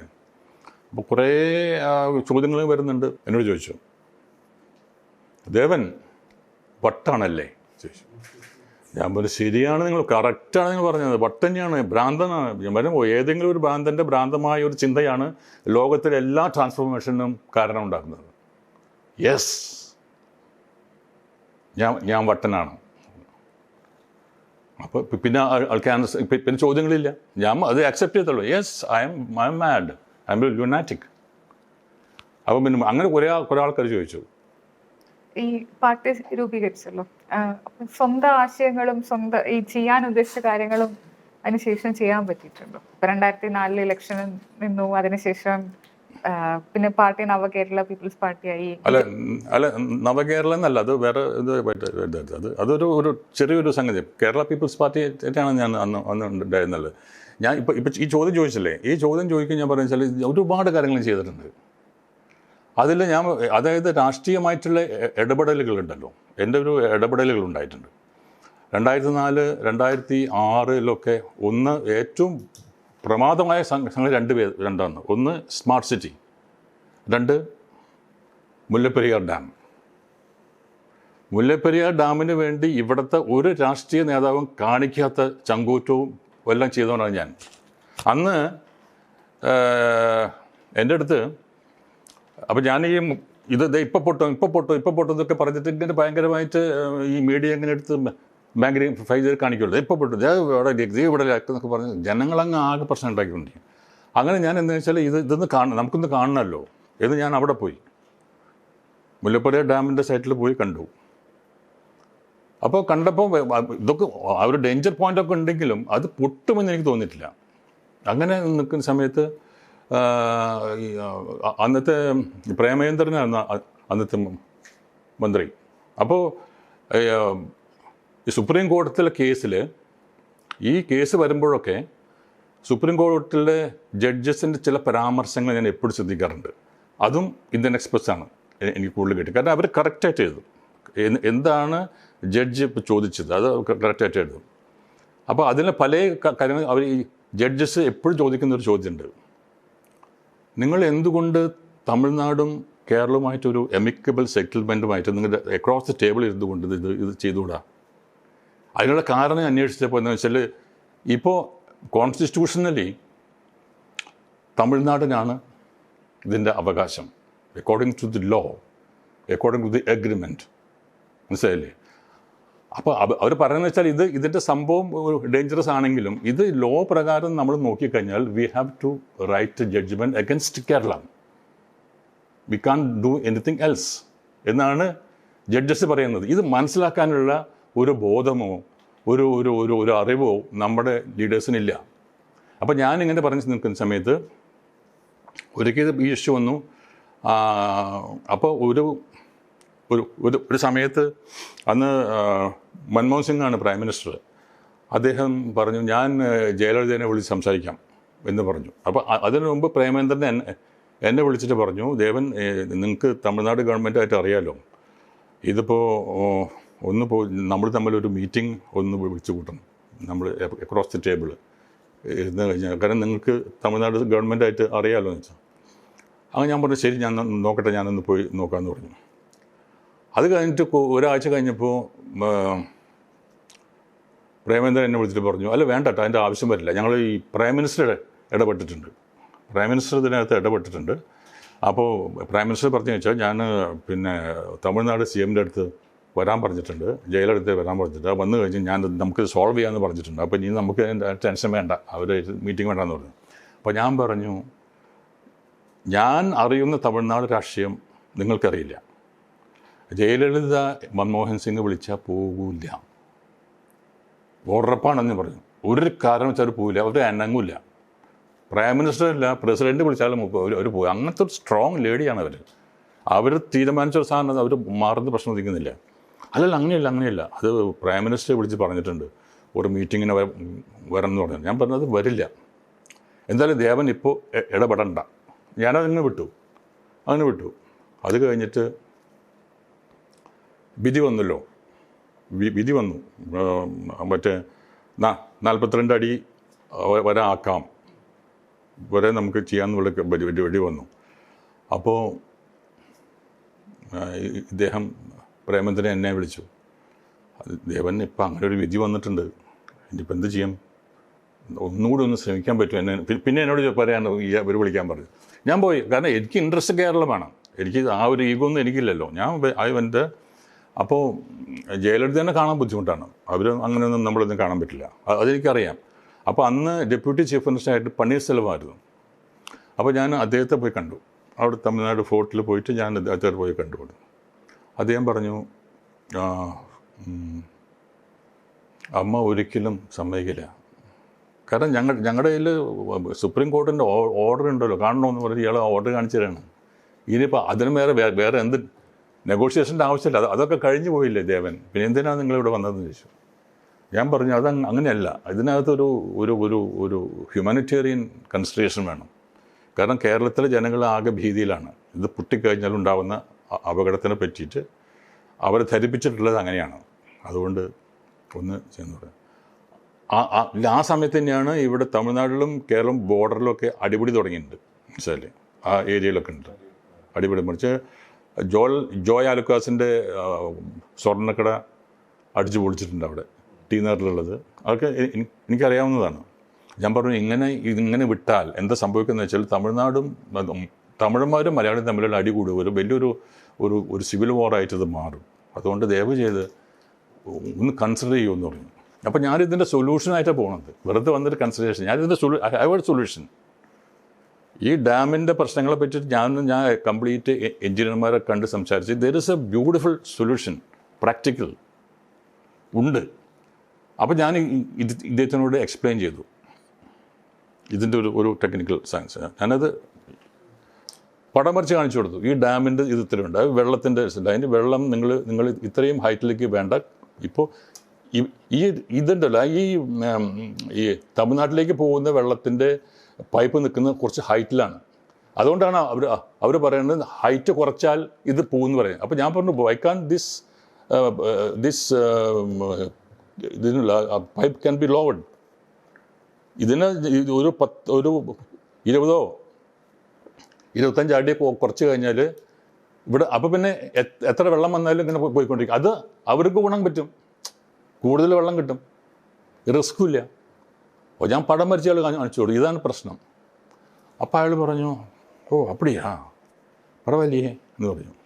അപ്പോൾ ആൾ പറഞ്ഞു, അപ്പോൾ ഞാൻ ഈ ഡയഗ്രമായിട്ടാണ് പോയിട്ടുള്ളത്. ഡയഗ്രം വെച്ച് ഞാനൊരു എഞ്ചിനീയറായിട്ട് സംസാരിച്ചിട്ട് അദ്ദേഹം പറഞ്ഞ എന്തെല്ലാം ഒരു സൊല്യൂഷനാണത് എടുത്തിട്ട്. അപ്പോൾ അദ്ദേഹം പറഞ്ഞു, ഒരു കാര്യം ചെയ്യും, ഇവിടെ ഇരിക്കൂ, ഞാൻ അമ്മേനെ കണ്ടിട്ട് വരാമെന്ന് പറഞ്ഞു. അത് ഈ സാധനം എടുത്തിട്ട് അമ്മയുടെ അടുത്ത് ചെയ്യുന്നു. ഒരു അരമണിക്കൂർ കഴിഞ്ഞിട്ട് വന്നു. അമ്മ ഓക്കെ ചൊല്ലിയിരിക്കും സാർ. കാരണം അമ്മയ്ക്ക് ഇത് കാര്യം ബോധ്യപ്പെട്ടു. കാരണം ഇത് കുറച്ച് കഴിഞ്ഞാലുള്ള ഗുണം ഇതാണ്, ഈ ലെവലുണ്ട്. ഈ ലെവലിൽ കുറച്ച് കഴിഞ്ഞാൽ പിന്നെ ഇവിടെ സ്പേസ് ഉണ്ടല്ലോ, വെള്ളത്തിനുള്ള സ്പേസ് ഉണ്ട്, അപ്പോൾ റിസ്ക് ഇല്ല. അത് കഴിഞ്ഞിട്ട് പറഞ്ഞു, അപ്പോൾ ഞാൻ പറഞ്ഞു, ഇനി ഒരു കാര്യം ചെയ്യാം, നമുക്ക് ഈ തമിഴ്നാട്ടിലത്തെ ഒരു മിനിസ്റ്ററും കേരളത്തിലെ ഒരു മിനിസ്റ്ററുമായിട്ട് ഒരു മീറ്റിംഗ്, അറ്റ്ലീസ്റ്റ് ഈ ടെമ്പറേച്ചർ ഒന്ന് കൂൾ ഡൗൺ ചെയ്യാൻ വേണ്ടിയിട്ട് ഒന്ന് പെട്ടെന്ന് ചെയ്യാൻ പറ്റുമെന്ന് ചോദിച്ചു. പണലാമേ പണ്ണു അവർ വളരെ കോപ്പറേറ്റീവായിരുന്നു. ഇതിനെപ്പറ്റി പറഞ്ഞതിന് ശേഷം അവർ ശരി നമുക്ക് ചെയ്യാമെന്ന് പറഞ്ഞ് അദ്ദേഹത്തിന് ഒരു മിനിസ്റ്ററെ ഏർപ്പാട് ചെയ്തു. ഞാൻ ഈ പ്രോഗ്രാം ഫിക്സ് ചെയ്ത് പറയാം, അപ്പോഴേക്കും നിങ്ങളുടെ അമേച്ചറെ വിളിച്ചിട്ട് ഒരു ഡേറ്റ് ഫിക്സ് ചെയ്തോളൂ, നമുക്ക് അവിടെ ഡാം സൈറ്റിൽ വരാം, അവിടെ വന്നിട്ട് നമുക്ക് ചെയ്യാമെന്ന് പറഞ്ഞു. അങ്ങനെ ഞാനിവിടെ വരുന്നു, അങ്ങനെ കാര്യങ്ങൾ വെച്ചാൽ അപ്പോൾ അദ്ദേഹം അവിടെ നിന്ന് പുറപ്പെടുന്ന സമയത്ത് എന്നെ വിളിച്ചു. ഞാൻ അങ്ങനെ തന്നെ അവിടെ പോയി, ഞാൻ പ്രേമേന്ദ്രൻ്റെ അടുത്ത് പോയി പറഞ്ഞു. അങ്ങനെ പ്രേമേന്ദ്രൻ അവിടെ വന്നു, ആരണ്യ നിവാസിലാണ് താമസിച്ച്. അപ്പോഴൊക്കെ ഭയങ്കര ചൂട് പിടിച്ച സംഭവം നടന്നുകൊണ്ടിരിക്കുകയാണ്. അപ്പോൾ ഞാൻ അവിടെ ചെന്നു. അവിടെ ചെന്നിട്ട് പ്രേമേന്ദ്രൻ റൂമിൽ പോയി ഞാൻ പറഞ്ഞു, അവർ വരുന്നുണ്ടെന്ന് പറഞ്ഞു. ഞാൻ പറഞ്ഞു, തമിഴ്നാട് മിനിസ്റ്റർ ഇങ്ങോട്ട് വരുന്നുണ്ട് എന്ന് പറഞ്ഞപ്പോൾ, അയ്യോ ദേവൻ, അത് കംപ്ലീറ്റ് മാധ്യമക്കാരെ പുറത്ത് നിൽക്കുകയാണ്, നമ്മൾ എന്ത് പറയും അവരുടെ അടുത്ത്, അവരൊക്കെ മാധ്യമങ്ങൾ ക്യാമറയൊക്കെ ആയിട്ട് നിൽക്കുകയാണ്, ഞാൻ എന്ത് പറയും, എനിക്കൊന്നും പറയാനില്ലല്ലോ. ഞാൻ പറഞ്ഞു, ഇങ്ങനെയൊക്കെ പറഞ്ഞു വെച്ച് നിങ്ങളൊന്നും പറയണ്ട, ദയവ് ചെയ്ത് നിങ്ങളൊന്നും പറയണ്ട. അദ്ദേഹം വരുമ്പോൾ ഒന്ന് ഷേക്ക് ഹാൻഡ് കൊടുക്കുക, ഒരു ചായ അങ്ങോട്ട് കൊടുക്കുക, ഒരു ചായ ഇങ്ങോട്ട് കൊടുക്കുക, ഒരു ഷേക്ക് ഹാൻഡ് കൊടുക്കുക. അപ്പോൾ ഉണ്ടാകുന്ന ഒരു ടെമ്പറേച്ചർ താഴുമല്ലോ. ഇപ്പം നമ്മൾ ഭയങ്കരമായ ശത്രുക്കൾ കണ്ടപ്പോൾ ആ ടെമ്പറേച്ചർ ഒന്ന് താഴെ പോകും. ഞാൻ പറഞ്ഞു, അത് നമുക്ക് ആദ്യം ചെയ്യാം. ഈ ടെമ്പറേച്ചർ, ഈ ഒരു തിളച്ച് നിൽക്കുന്ന ആ ടെമ്പറേച്ചറിൽ നിന്ന് നമുക്ക് കുറച്ചും കൂടി താഴ്ത്തി വന്നു കഴിഞ്ഞാൽ നമുക്ക് സംസാരിക്കാനുള്ള ഒരു സ്പേസ് നമുക്ക് കിട്ടും, നെഗോഷിയേഷൻ സ്പേസ് കിട്ടുന്നുണ്ട്. അങ്ങനെ നിൽക്കുന്ന സമയത്ത് ഇയാളുടെ ഒരു സെക്രട്ടറി വന്നിട്ട് ഈ ചെവിയിൽ എന്തോ പറഞ്ഞു. അപ്പോൾ ദേവൻ, ഇതേ എനിക്ക് അപ്പോഴേക്കും ഒരു സെക്യൂരിറ്റി ഓഫീസർ വന്നിട്ട് പറഞ്ഞു, തമിഴ്നാട് എൻ്റെ minister is on the way, yes അടുത്തെത്തിയിട്ടുണ്ടെന്ന് ഇൻഫർമേഷൻ കൊടുത്തു. ഇദ്ദേഹം എണീറ്റു. ദേവൻ അത് ഡീൽ ചെയ്തോളൂ, ഞാൻ ഇവിടെ ശരിയാവില്ല, എനിക്ക് പോകണം എന്ന് പറഞ്ഞിട്ട് ഒറ്റ പോക്കെ പോയി. ഈ കൺവോയ് അങ്ങോട്ട് പോകുന്നു, തമിഴ്നാട് ഗവൺമെൻറ് ഇങ്ങോട്ട് വരുന്നത്. ഞാൻ ഇളിഭ്യനായിട്ട് അങ്ങനെ നിൽക്കുക, ഞാൻ ആകെ ബ്ലിങ്ക് ചെയ്ത് നിൽക്കുക, വാട്ട് ഈസ് ദിസ്. അങ്ങനെ ഇയാൾ വന്ന ഉടനെ, ദേവൻ സാർ വാങ്ക ഉങ്ക അമേച്ചർ എங்கே இருக்கா, പോലാമാ, റൂമിൽ இருக்கா. ഞാൻ എന്താ അവരോട് പറയാം. ഞാൻ പറഞ്ഞു, സാർ സോറി സാർ, അപ്പോൾ അച്യുതാനന്ദനാണ് CM. ഞാൻ പറഞ്ഞു, ഈ പമ്പയിലൊരു പ്രശ്നം സാർ, പമ്പയിലൊരു ഇഷ്യൂ നടക്കുന്നുണ്ടിരിക്കുകയാണ് പെട്ടെന്ന്. അപ്പോൾ ഉടനെ ഈ മിനിസ്റ്റർ എടുത്ത് അങ്ങോട്ട് ചെല്ലാൻ പറഞ്ഞ് CMൻ്റെ ഒരു ഓർഡർ വന്നിട്ട് പെട്ടെന്ന് പോയി. അപ്പോഴേ ഓക്കെ നമുക്ക് ഇനിയൊരു നാൾ வந்து பார்க்கல, இல்லைன்னா அவர் அங்கே வரட்டும், അല്ലെങ്കിൽ ഞാൻ இங்கே வரேன், ഞാൻ ട്രിവാൻഡ്രത്തിൽ വരെ அந்த டைமில் மீட் பண்ணி வச்சுங்க, எனக்கு ഡാം பார்க்கலாமா വാങ്ങി. അപ്പോൾ ഞാൻ ഇയാളെയും വിളിച്ചിട്ട് ഡാമിലേക്ക് പോകണമെങ്കിൽ ബോട്ടിൽ പോകണമല്ലോ. അപ്പോൾ അവിടെ നിറച്ച് ക്രൗഡാണ്, ഫുൾ ക്രൗഡാണ്. അപ്പോൾ ഞാൻ ഇയാളെയും പിടിച്ചിട്ട് അങ്ങനെ ഇയാളെ ബോട്ടിൽ കയറ്റി, അയാളെ സെക്യൂരിറ്റിയൊക്കെ ആയിട്ട് ബോട്ട് അങ്ങ് നീങ്ങി. അപ്പോൾ ഞാൻ ആദ്യത്തെ യാത്ര പറഞ്ഞ് ഇങ്ങനെ വരുന്ന സമയത്ത് കുറേ ആൾക്കാർ എന്നെ ബ്ലോക്ക് ചെയ്തു. ഓഹോ, കൊള്ളാം, നിങ്ങൾ അവിടെയും കാലിടും ഇവിടെയും കാലിടും അല്ലേ, കൊള്ളാം. നിങ്ങൾ തമിഴ്നാടിൻ്റെ ചാരനല്ലേ, നിങ്ങളുടെ ആയിരക്കണക്കിന് സ്വത്തുള്ള, നിങ്ങൾക്ക് അവിടെ ഉണ്ടല്ലോ ആയിരക്കണക്കിന് സ്വത്ത്, ലാൻഡ്, അത് സംരക്ഷിക്കാൻ വേണ്ടിയിട്ടാണ് ഇയാളും കൊണ്ട് വന്നിട്ട് ഇത് എടുക്കുന്നല്ലേ. അപ്പോൾ ഞാൻ പറഞ്ഞു, അങ്ങനെയല്ല. ഞാൻ പറഞ്ഞു, ഒരു അമിക്കബിൾ സെറ്റിൽമെൻറ്റിന് ഞാൻ മറ്റേ ജയലളിത ഗവൺമെൻറ്റായിട്ട് സംസാരിച്ചിട്ട് അവർ അയച്ചതാണ് ഇദ്ദേഹത്തെ. ഇത് കണ്ട് നോക്കിയിട്ട് അവർ ഏതാണ്ട് ഒരു ലെവലിലേക്ക് വന്നിട്ടുണ്ട്. അപ്പോൾ നമ്മൾ നെഗോഷിയേറ്റ് ചെയ്ത് കഴിഞ്ഞപ്പോൾ അതൊന്നും ഞങ്ങളുടെ വേണ്ട, ഇതൊന്നും പറ്റില്ല, തനിക്ക് ഇവിടുന്ന് പോകാൻ പറ്റില്ല എന്നൊക്കെ പറഞ്ഞ് അവരെന്നെ ഭീഷണിപ്പെടുത്തുകയാണ്. അപ്പോഴേക്കും പോലീസ് ഓടി വന്നു. പോലീസ് എന്നോട് പറഞ്ഞു, സാറേ വിട്ടോ, സംഗതി ഭയങ്കര പ്രശ്നമാണ്. അപ്പോൾ നിൽക്കുന്ന സമയത്ത് കുറേ സ്ത്രീകളുണ്ട്. അപ്പുറത്ത് നിന്നിട്ട് സ്ത്രീകളായിട്ട് എന്നെ വിളിച്ചിട്ട് സാറേ ഇത് പൊട്ടുവോ എന്ന് ചോദിച്ചു. ഇപ്പം പൊട്ടുവോ അപ്പോൾ ഞാൻ പറഞ്ഞു, ഭയങ്കര ശബ്ദമാണത്, ശബ്ദമുഖരിതമാണ് അവിടെ, ഒന്നും കേൾക്കുന്നില്ല, അങ്ങോട്ടൊന്നും കേൾക്കുന്നില്ല.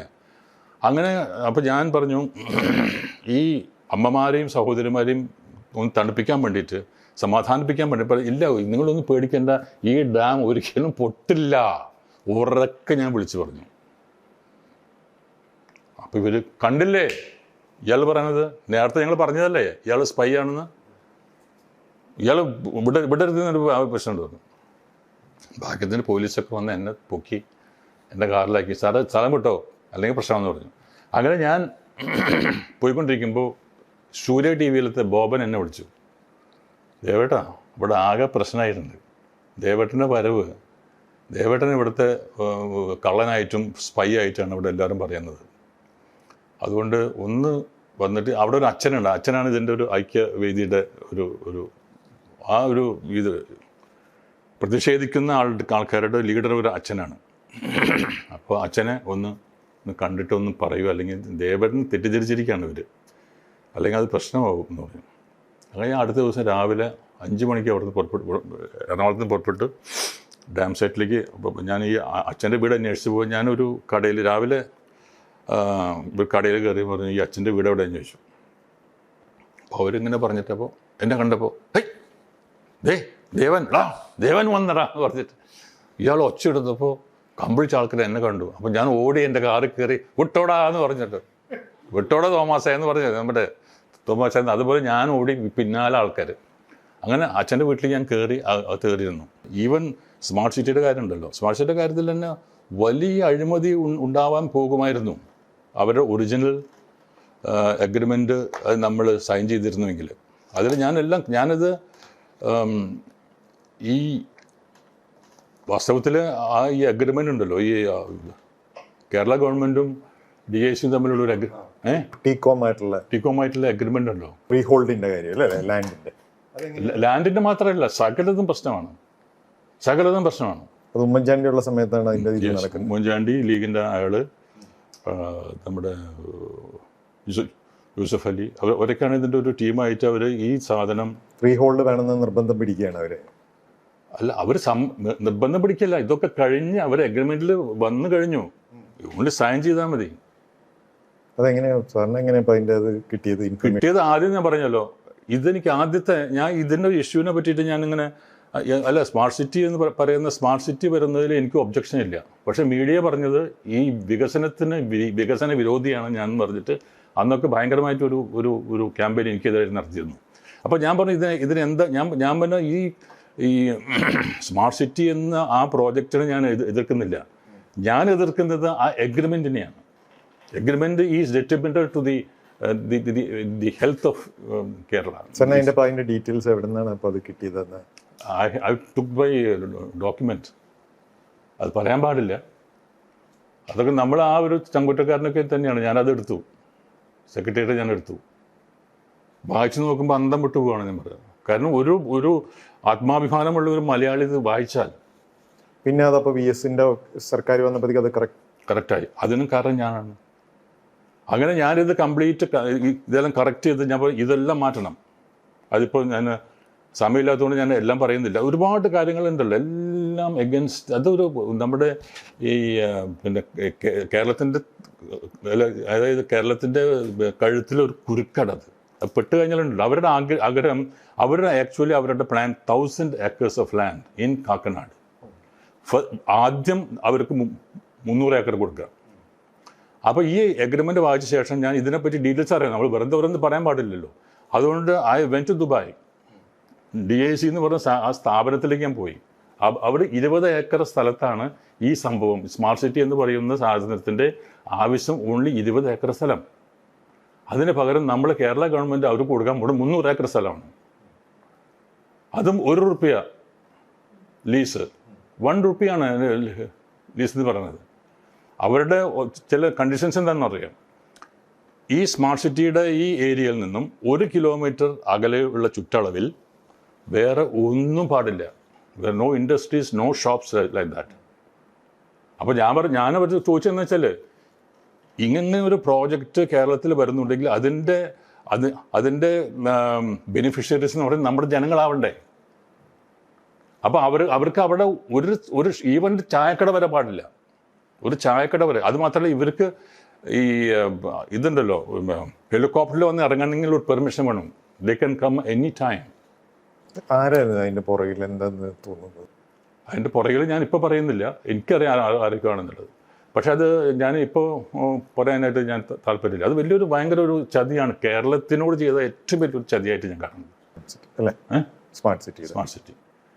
എന്നിട്ട് ഇതിൻ്റെ ഞാൻ ഒരുപാട് സ്ഥലങ്ങളിൽ പോയി, ഒരുപാട് റിപ്പോർട്ടേഴ്സിനും ഒരുപാട് എഡിറ്റേഴ്സും പോയി കണ്ടു. ഞാൻ പറഞ്ഞു, ഞാനൊരു സാധനം എഴുതി വെച്ചിട്ടുണ്ട്, അത് നിങ്ങളൊന്ന് പബ്ലിഷ് ചെയ്യാൻ പറ്റുമെന്ന് ചോദിച്ചു. ആരും തയ്യാറില്ല. കാരണം ഇതിൻ്റെ പിന്നിലുള്ള ആൾക്കാരെ അവർക്കറിയാമായിരുന്നു. ഇല്ല, അത് സംഗതി നമുക്ക് നമ്മുടെ പത്രം പറ്റില്ല എന്ന് പറഞ്ഞു. ഈ സിനിമയിൽ കാണുന്ന പോലെയാണ്. ആരും പറഞ്ഞു, അയ്യോ അത് ചെയ്യാൻ പറ്റില്ല കേട്ടോ എന്ന് പറയുന്ന. കാരണം ഈ മാധ്യമങ്ങളുടെ ചില പ്രശ്നങ്ങളെ പറ്റിയിട്ട് പറയുന്ന. അങ്ങനെ ഞാൻ ഇതൊക്കെ എഴുതി ഉണ്ടാക്കി. അപ്പോൾ ഇലക്ഷൻ വരാൻ പോവാണ്. അതിന് മുമ്പായിട്ട് സൈൻ ചെയ്യാനുള്ള പ്ലാനായിരുന്നു ഉമ്മൻചാണ്ടിയുടെ ഗവൺമെൻറ്. അപ്പോൾ ഞാൻ എന്താണെന്ന് വെച്ചാൽ നേരെ അപ്പോൾ ഞാൻ ദുബായിലേക്ക് പോയത് ഇതൊക്കെ കണ്ടെത്തി. അവിടുത്തെ ഈ 20 ഏക്കർ മാത്രം വേണ്ടി വരുന്ന ഒരു പ്രോജക്റ്റിന് നമ്മൾ കൊടുക്കുന്നത് 300 ഏക്കേഴ്സാണ്. മനസ്സിലായില്ലേ? അത് മാത്രമല്ല, നമ്മുടെ ടെക്നോ പാർക്കില്ലേ, ടെക്നോ പാർക്ക് എന്ന് പറയുന്നത് നമ്മൾ 80 കോടി റുപ്യോളം അതായത് 80 കോടി രൂപ അതിൻ്റെ ബിൽഡിങ്ങിൻ്റെ കോസ്റ്റ്. അത് കൊടുത്തോളം സാധനം മുഴുവനും ഈ അഗ്രിമെൻ്റ് പ്രകാരം നമ്മൾ പ്ലേറ്റിലിട്ടതിൽ അവർക്ക് ദാനം കൊടുക്കണം, വിതൗട്ട് എനി കൺസിഡറേഷൻസ്. മനസ്സിലായില്ലേ? അപ്പോൾ ഒരു ദിവസം 5 ലക്ഷം രൂപയോളം വരവ് കേരള ഗവൺമെൻറ്റിന് ഉണ്ടാവേണ്ടിയിരുന്ന വരവുള്ള ഒരു പ്രോജക്റ്റിനെ ഒരു നല്ലൊരു സ്വർണ്ണ പ്ലേറ്റ് കേക്ക് പോലെ അവർക്ക് കൊടുക്കണം. It is in the agreement. Original agreement അങ്ങനെയാണിത്. അത് മാത്രമല്ല, ഈ IT ആക്ട് പ്രകാരം IT ആക്ട് പ്രകാരം ഒരു IT കമ്പനി ഇവിടെ തുടങ്ങുകയാണെങ്കിൽ അതിനൊരു ഇത് കിട്ടും, എന്താണ് പറയുക, സബ്സിഡി 20% കിട്ടും നമുക്ക് IT. ഇവരിത് തുടങ്ങാത്ത, അത് എങ്ങനെയാണ്, ഈ IT കമ്പനി ഇവിടെ തുടങ്ങി അവിടെ വർക്കിംഗ് തുടങ്ങിയതിന് ശേഷം മാത്രമേ ഈ സബ്സിഡി കൊടുക്കാൻ പറ്റുള്ളൂ. ഇവരെന്താ ചെയ്തെന്ന് വെച്ചാൽ, ഇത് ആദ്യമേ തന്നെ ഇത് കാൽക്കുലേറ്റ് ചെയ്തിട്ട് 20% ഇതിൻ്റെ കാര്യം അവർക്ക് ഫ്രീ ആയിട്ട് കൊടുക്കണം. ഭീകരമായ സംഗതിയാണത്. ഇങ്ങനെയുള്ള കാര്യങ്ങളിലൊക്കെ ഇടപെടും സാറിന് ഈ സിനിമയിലാണെങ്കിലും പൊളിറ്റിക്സിലാണെങ്കിലും ശത്രുക്കള് ഇഷ്ടംപോലെ. ശത്രുക്കളാണോ വളരാൻ സമ്മതിക്കാത്തത് പൊളിറ്റിക്കലി? ഞാൻ വളർന്നല്ലോ. വളർന്നാൽ പ്രശ്നമാണെന്ന് വിശ്വസിക്കുന്ന രാഷ്ട്രീയ പ്രസ്ഥാനങ്ങളാണ് ഇവിടെ ഉള്ളത്. മനസ്സിലായില്ലേ? അപ്പോൾ ഇത്രയൊക്കെ എനിക്ക് ചെയ്യാമെന്നുണ്ടെങ്കിൽ, പക്ഷേ എനിക്കെന്ന് വെച്ചാൽ ആ പാർട്ടി കൊണ്ടു നടക്കാൻ പറ്റിയില്ല. കാരണം എന്ന് വെച്ചാൽ ഞാനിതൊക്കെ ചെയ്യുന്നുണ്ടെങ്കിലും ജനങ്ങൾക്ക്, ഞാൻ 2 ഇലക്ഷൻ ഫേസ് ചെയ്ത ആളാണ്. ഇയാൾ ഒറ്റയ്ക്ക് നിന്നിട്ട് എന്ത് ചെയ്യാനാണെന്നുള്ളതാണ് ജനങ്ങളുടെ ചിന്ത. എന്നോട് താല്പര്യമുണ്ട്, എൻ്റെ ആശയങ്ങളോട് താല്പര്യമുണ്ട്, ഒക്കെ ഉണ്ട്. അവർ പറയുന്നത് വെച്ചാൽ ഇത് താൻ ഒറ്റയ്ക്ക് നിന്നിട്ട് എന്ത് ചെയ്യാൻ, അത് കറക്റ്റാണ് അവർ പറയുന്നത്. സിനിമയിലേക്ക് തിരിച്ചു വരുവാണെങ്കിൽ ഇപ്പം ഇൻഡസ്ട്രിയിൽ ഇപ്പം അമ്മയിൽ ഇലക്ഷനൊക്കെ നടന്നല്ലോ. അപ്പം ഈ ഒരു കാര്യം, ഒരു മാറ്റം സംഭവിച്ചു, സ്ത്രീകൾ ലീഡർഷിപ്പിലേക്ക് വരണമെന്ന് പറഞ്ഞു, അത് വന്നു. അപ്പം ഇനി എന്താണ് അമ്മയുടെ ഒരു നെക്സ്റ്റ് സ്റ്റെപ്പായിട്ട് കാണുന്നത്? ശരിക്കും പറയുകയാണെങ്കിൽ എനിക്ക് അമ്മയുടെ ഈ ഒരു ജംഗ്ഷനിൽ ഞാൻ ഒരുപാട് സ്റ്റഡി ചെയ്തതാണ് എന്താണ്. കാരണം ഞാൻ കുറച്ച് കാലങ്ങളായിട്ട് ഞാൻ അമ്മയായിട്ട് വലിയ ബന്ധമില്ലാതിരിക്കുകയായിരുന്നു. കാരണം അവർ മോഹൻലാലൊക്കെ നല്ല രീതിയിൽ പോയിക്കൊണ്ടിരിക്കുന്നതാണ്. ഇപ്പം നമ്മളതിനകത്ത് കയറേണ്ട ആവശ്യമില്ലായിരുന്നു. അപ്പോൾ ഇങ്ങനെ ഒരു അഡ്ഹോക് കമ്മിറ്റിയൊക്കെ വന്നതിന് ശേഷമാണ് ഞാൻ ഇതിനകത്ത് എന്താണ് ഇതിൻ്റെ സംഭവങ്ങൾ, എന്തൊക്കെയാണ് പ്രശ്നങ്ങൾ. അപ്പോൾ ഒരുപാട് പ്രശ്നങ്ങൾ പറഞ്ഞു വരുന്നുണ്ട്. അപ്പോൾ ഞാൻ ആലോചിച്ചു അപ്പോൾ ഞാൻ ഇതിൻ്റെ ഒരുപാട് പ്രശ്നങ്ങളെന്ന് വെച്ചാൽ, ഇപ്പോൾ ഈ പീഡനം അത് മാത്രമല്ല ഇതിനകത്ത് പ്രശ്നം, അത് ഒള്ളി ഒരു സ്മോൾ സെഗ്മെൻറ്റാണ്. ഇതിനകത്ത് വലിയ പ്രശ്നങ്ങളെന്ന് വെച്ചാൽ ഇതിനകത്ത് മിസ്മാനേജ്മെൻ്റ് ഉണ്ട്. അത് കാരണം വെച്ചാൽ ഡെലിബറേറ്റ് അല്ല, അത് ഡെലിബറേറ്റ് ആയിട്ടുള്ള ഒരു മിസ്മാനേജ്മെൻ്റ് അല്ല, അറിവില്ലായ്മയാണ്. ഒരു സംഘടന എങ്ങനെ കൊണ്ടു നടക്കണം, എങ്ങനെയായിരിക്കണം അതിൻ്റെ ആ ചട്ടക്കൂടിൽ നിന്നുകൊണ്ട് നമ്മൾ എങ്ങനെ പെരുമാറുന്നുള്ള ഒരു മിസ്മാനേജ്മെൻറ്റ് ഡെലിബറേറ്റ് അല്ല കേട്ടോ. അത് യു മസ്റ്റ് അണ്ടർലൈൻ ദാറ്റ്. അറിവില്ലായ്മയാണ്, അവർക്ക് ചെയ്യാൻ പറ്റുന്നില്ല. അറിവില്ല, സമയമില്ലായ്മയുണ്ട്. മനസ്സിലായില്ലേ? ഒരു എക്സാമ്പിൾ പറയാം. ഇപ്പോൾ കഴിഞ്ഞ ഒരു 4 വർഷങ്ങളിലായിട്ട് അമ്മയുടെ പേരിൽ GST income tax show cause notice കൊടുത്തിട്ടുണ്ട്. അതിൽ എൻ്റെ അറിവ് ശരിയാണെങ്കിൽ 2.25 കോടി രൂപയോളം GSTയും 3.25 കോടി രൂപയോളം ഇൻകം ടാക്സും കെട്ടാനുണ്ട്. മനസ്സിലായില്ലേ? ഇത് 3 വർഷമായിട്ട് ഈ ഷോക്കോസ് നോട്ടീസിൽ കിടക്കുകയാണ്. ഇത് ആർക്കറിയില്ല. അപ്പോൾ ഞാനിത് ഈ ഇലക്ഷൻ ഡിക്ലെയർ ചെയ്യുന്ന സമയത്ത് ഞാൻ പറഞ്ഞു, വെറുതെ നമ്മൾ നിന്നിട്ട് കാര്യമല്ലോ, ഇതിൻ്റെ പ്രശ്നങ്ങൾ അറിയാതെ നമ്മൾ പോയിട്ട് കാര്യമില്ല. അപ്പോൾ ഞാൻ ഇതിൻ്റെ പ്രശ്നങ്ങൾ അറിയാൻ വേണ്ടിയിട്ട് എനിക്ക് കിട്ടിയ വിവരമനുസരിച്ച് ഞാൻ GSTയിലത്തെ അവരെ വിളിച്ച് ചോദിച്ചു, ഇൻകം ടാക്സിൻ്റെ ആൾക്കാരെ വിളിച്ച് ചോദിച്ചു. അപ്പോൾ അവർ പറഞ്ഞു, ഞങ്ങളൊരു നോട്ടീസ് അയച്ചിട്ട് 2 പ്രാവശ്യമാണ് നിങ്ങളുടെ ഒന്ന് റെപ്രസെൻറ്റേഷൻ വന്നിട്ടുള്ളൂ. ഈ വന്ന ആൾക്കാർക്ക് ഒന്നും അറിയില്ല, അവരെന്തൊക്കെയോ പറഞ്ഞ് പോകുന്നു. അപ്പോൾ ഞങ്ങൾക്ക് ചില ആക്ഷൻ എടുക്കേണ്ടി വരും. ഈ ഷോക്കോസ് നോട്ടീസ് അവർ വന്നിട്ടില്ല. അപ്പോൾ ഞാൻ അവരോട് പറഞ്ഞു,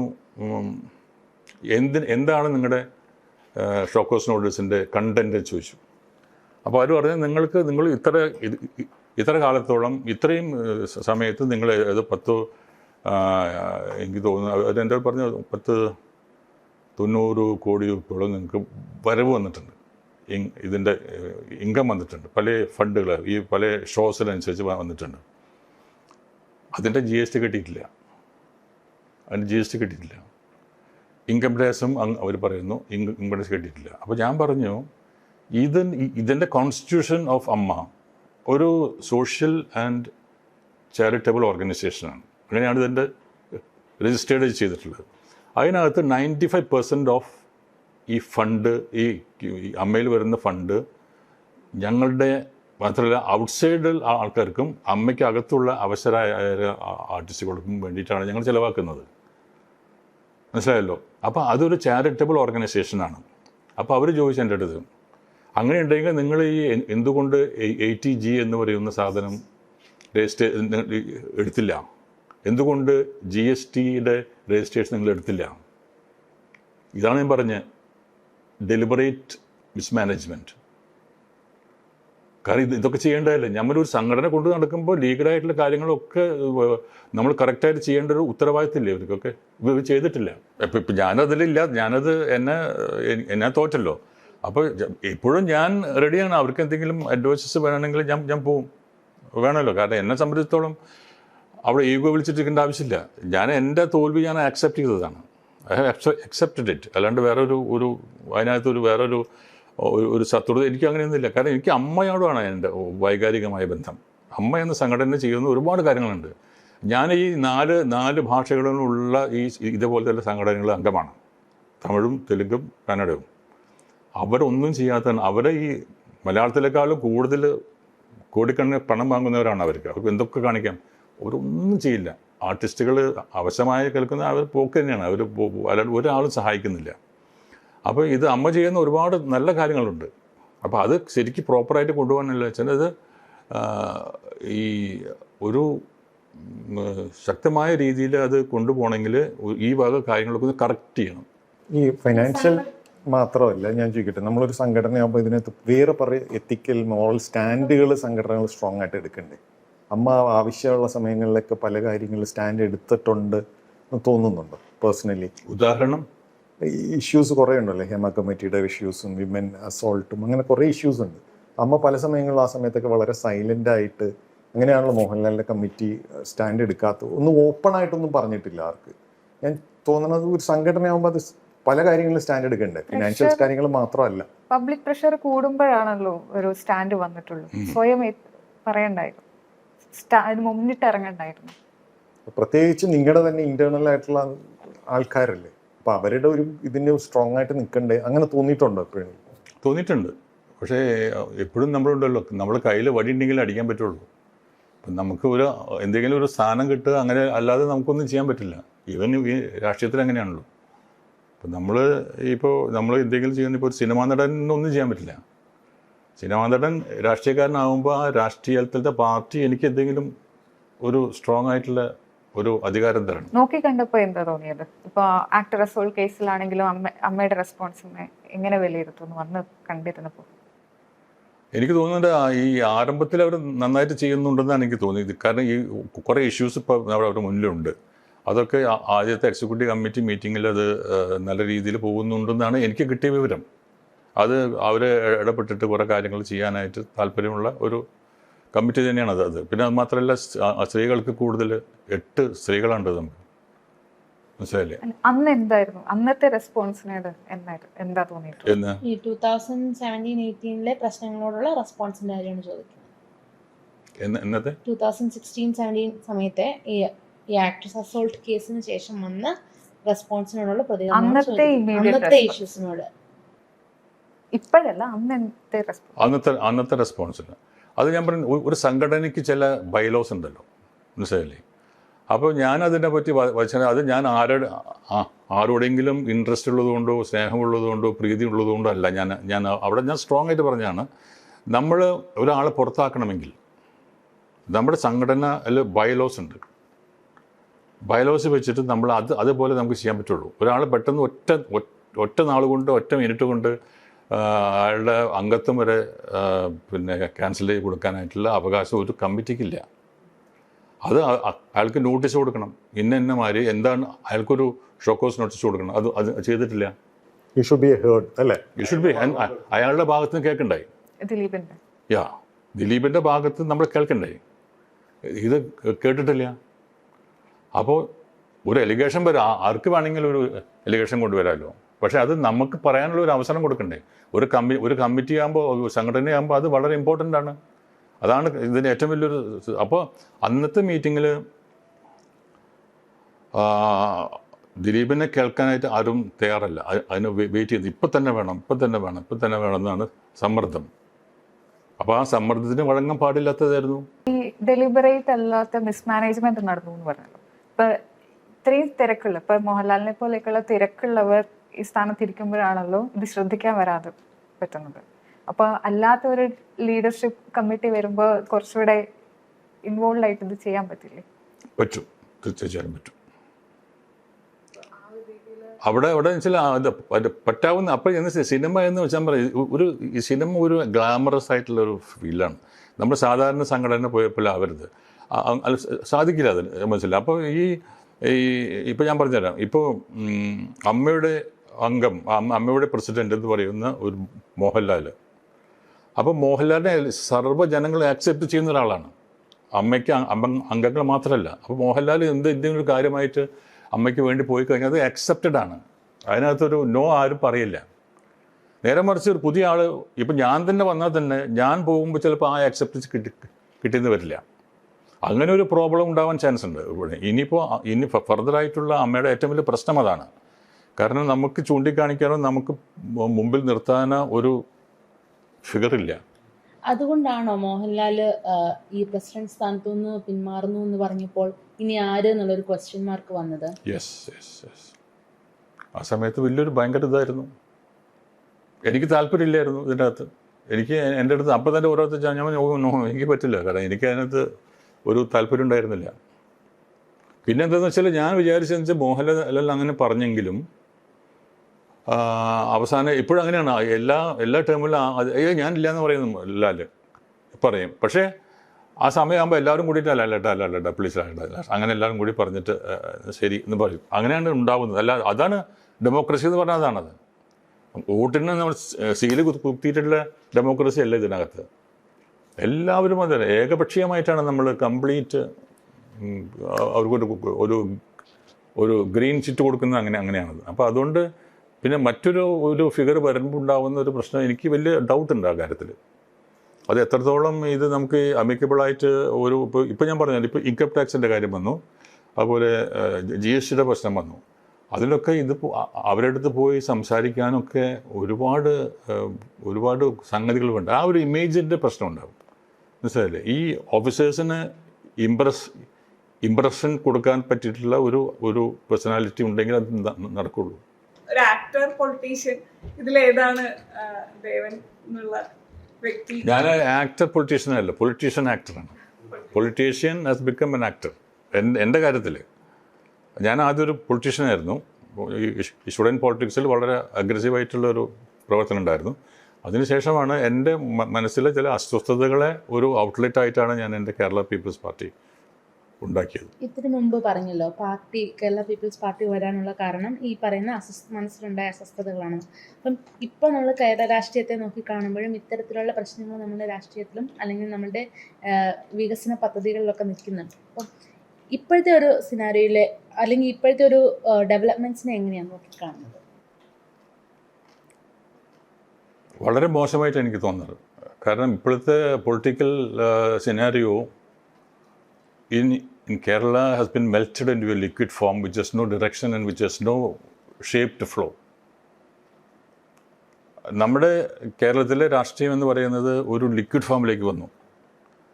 അതിന് എങ്ങോട്ട് പോകണം, എങ്ങോട്ട് ഒഴുകണം, അതിന് ഷേപ്പ് ഉണ്ടോ, ഒന്നുമില്ല. അങ്ങനത്തെ ഒരു അസ്വസ്ഥമായ ഒരു കൺഫ്യൂസ്ഡ് രാഷ്ട്രീയമാണ് കേരള രാഷ്ട്രീയം. അതിനൊക്കെ നമ്മൾ ഏറ്റവും കൂടുതൽ കാരണം ഇത് ഞാൻ മാത്രം വേദനിക്കുന്നതല്ല, നമ്മുടെ ജനങ്ങളോട് ചോദിച്ചോളൂ നോക്കൂ. ഞാൻ എപ്പോഴും ജനങ്ങളുമായിട്ട് എപ്പോഴും ഡയറക്റ്റ് കോൺടാക്റ്റുള്ള ആളാണ്. എപ്പോഴും അങ്ങനെ ഒരു കോൺടാക്റ്റ് വെച്ചിരിക്കുന്നത്. എല്ലാ കാര്യങ്ങളും ഞാൻ ജനങ്ങളായിട്ട് കോൺടാക്റ്റ് ഉണ്ട്. അപ്പോൾ അവരോടൊക്കെ ഒരു ആകാംക്ഷ, അവരൊക്കെ പറയുന്നത് എങ്ങനെ ഞങ്ങൾ എന്ത് ചെയ്യും എന്നുള്ളതാണ്. ഞാൻ ആരോട് ചോദിക്കും എന്നുള്ളതാണ് ചോദ്യം. വലിയൊരു ചോദ്യമാണിത്. ഇവിടെ ഒരാൾക്ക് എന്തെങ്കിലും പ്രശ്നം വന്നു കഴിഞ്ഞാൽ ഇപ്പം എൻ്റെ അടുത്ത് പല ആൾക്കും ചോദിക്കുന്നുണ്ട്, സാറേ ഞാൻ ആരോട് ചോദിക്കും, ഉത്തരം കൊടുക്കാൻ ആളില്ല. അതായത് ഇപ്പോൾ ഒരു വാർഡ് മെമ്പറുടെ അടുത്ത് പോയിട്ട് സാറേ എനിക്കൊരു പ്രശ്നമുണ്ടെന്ന് പറഞ്ഞാൽ അയാൾക്ക് ഉത്തരമില്ല, അയാൾ ഓടിപ്പോവും. MLA അല്ലെങ്കിൽ പഞ്ചായത്ത് പ്രസിഡൻറ്റിൻ്റെ അടുത്ത് പോയി കഴിഞ്ഞാലോ അയാൾക്കും ഉത്തരമില്ല. MLAയുടെ അടുത്ത് പോയി അയാൾക്ക് ഉത്തരമില്ല, മന്ത്രിയുടെ അടുത്ത് പോയി അയാൾക്ക് ഉത്തരമില്ല, ചീഫ് മിനിസ്റ്ററുടെ അടുത്ത് പോയി അയാൾക്ക് ഉത്തരമില്ല. ഒരു പൗരനായ എനിക്ക് ഞാൻ ആരോട് ചോദിക്കും? It's a big question.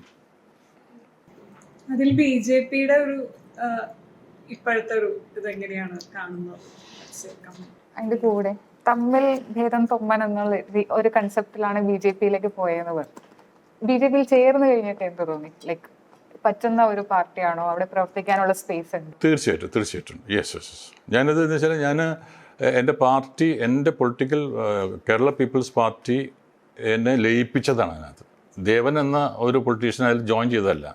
എൻ്റെ പാർട്ടി അമിത്ഷാ ആയിട്ടുള്ള മീറ്റിങ്ങിൽ ഡൽഹിയിൽ വെച്ചിട്ട് അമിത്ഷാ എന്ന് പറയുന്ന ഹോം മിനിസ്റ്ററുടെ ഓഫീസിൽ ഞാനും അമിത്ഷയും മാത്രം ഇരുന്നുകൊണ്ട് ചർച്ച ചെയ്ത് എടുത്തൊരു തീരുമാനമാണിത്. അല്ലാതെ ഒരു ലോക്കൽ തീരുമാനമല്ല ഇത്, മനസ്സിലായല്ലോ.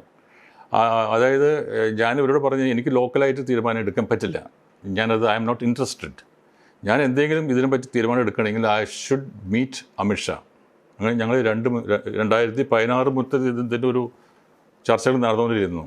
ആ ഇലക്ഷനിൽ 2016 ഞങ്ങൾ അമിത്ഷായിട്ടുള്ള മീറ്റിംഗ് ഉണ്ടായിരുന്നു. അന്ന് അതങ്ങോട്ട് മെറ്റീരിയലൈസ് ചെയ്യത്തില്ല. കാരണം എൻ്റെ സംശയങ്ങൾക്കൊന്നും ഒരു ഉത്തരം പറയാനായിട്ട് സാധിച്ചില്ല. ഞാൻ ഒരുപാട് ചോദ്യങ്ങൾ ചോദിക്കുന്ന ഒരാളാണ്. അപ്പോൾ അതൊന്നും ആ ഒരു മീറ്റിങ്ങിൽ ഒരു ഫ്രൂട്ട്ഫുൾ ആയില്ല. പിന്നെ സെക്കൻഡ് അറ്റംപ്റ്റ് ആയിരുന്നു 2021 2021 ഞാൻ എൻ്റെ പൊളിറ്റിക്കൽ പാർട്ടിയുമായിട്ട് മുന്നോട്ട് കൊണ്ടുപോയിരിക്കുന്ന സമയത്ത് അന്ന് ഞാൻ 4 മണ്ഡലങ്ങളിൽ മത്സരിക്കാൻ തീരുമാനിച്ചു. ഈ 2021 ആ ഒരു ചിരി കേട്ടു, ഞാൻ ചിരി കണ്ടു. അല്ല, ഇവിടുത്തെ ചിരി എന്താ ഒറ്റ ചോദ്യം കറക്റ്റ് അല്ലേ? അത് മുഖര് ചിരിച്ചത്. ഞാനേ ഈ സൈക്കോളജിയിലെ ആളാണ് കേട്ടോ. അപ്പൊ ഈ കുട്ടി എന്താ നോക്കിട്ടേ പിന്നെ ഇതെല്ലാം നമ്മൾ അംബിഷ്യസ് ആവണമല്ലോ, ആവണമെന്നല്ലോ. അപ്പോൾ എന്ന് വെച്ചാൽ ഞാൻ 4 ഇടത്തിൽ, കാരണം എന്തറിയോ, ഞാൻ എൻ്റെ ഫസ്റ്റ് 2004 മത്സരിച്ച ആളാണ്. മാർച്ച് മാസത്തിൽ എൻ്റെ പൊളിറ്റിക്കൽ പാർട്ടി ഉണ്ടാക്കി. മെയ് മാസത്തിൽ ഞാൻ പിന്നെ എൻ്റെ കാരണം ജയിക്കാൻ വേണ്ടിയിട്ടല്ല, എൻ്റെ presence as a political leader is here. This is I have ആ ടെമ്പറേച്ചർ എനിക്കറിയണം.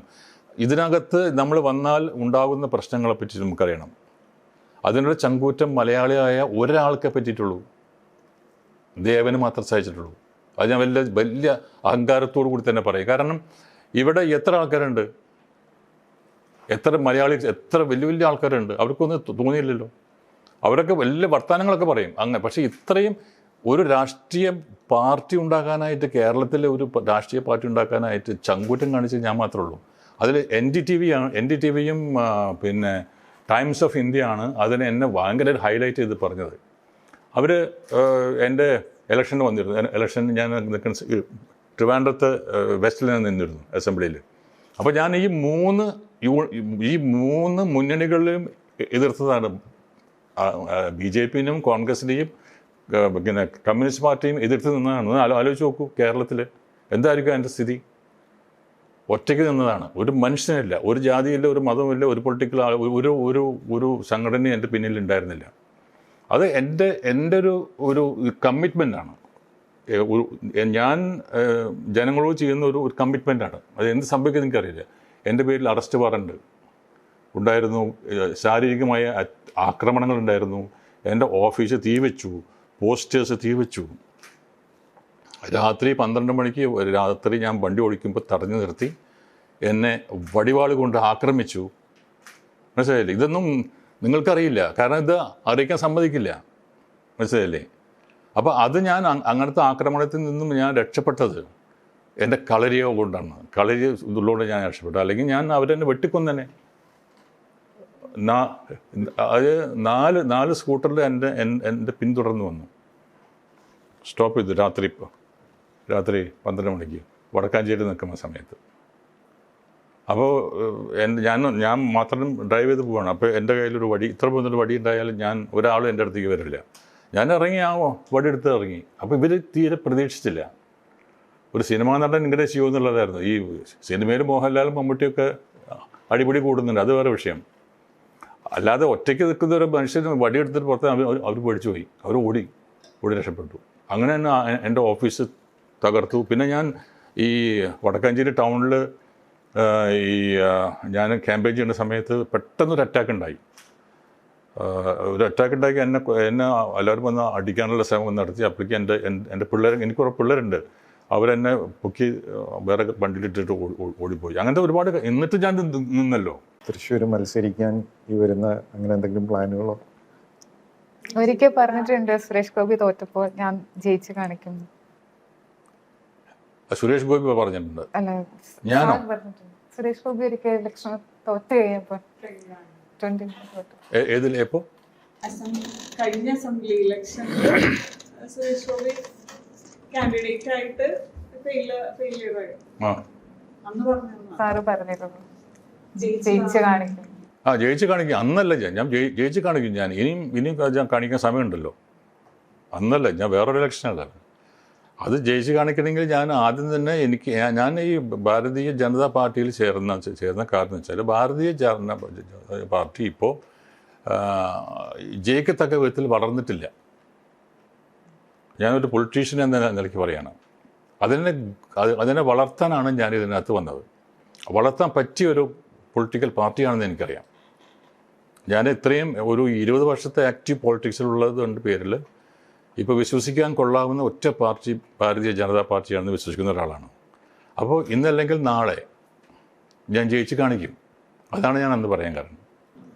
ബിജെപിയുടെ ഇനിയുള്ള ഫ്യൂച്ചർ കേരളത്തിൽ വലിയൊരു ഫ്യൂച്ചറുണ്ട്. വലിയൊരു ഭയങ്കരമായ ഒരു ഫ്യൂച്ചർ വരുന്നുണ്ട്. അതിന് പ്രവർത്തനങ്ങൾ വേണം. ഞാൻ പറഞ്ഞത് ഇപ്പോഴത്തെ പ്രവർത്തനങ്ങൾ പോരാ. ഒരുപാട് നല്ല രീതിയിൽ പ്രവർത്തിച്ചാൽ എനിക്ക് നേരിട്ട് ഞാൻ എല്ലാ ജനങ്ങളുമായിട്ടുള്ള ബന്ധമുള്ളതുകൊണ്ട് ഞാൻ എല്ലാ മതങ്ങളുമായിട്ട് ബന്ധമുണ്ട് എന്നെ സംബന്ധിച്ചിടത്തോളം. ഇന്നും ഈ മുസ്ലിം സമുദായമായിട്ട് വളരെ അധികം സൗഹൃദത്തിലാണ് ഞാൻ. മനസ്സിലായില്ലേ?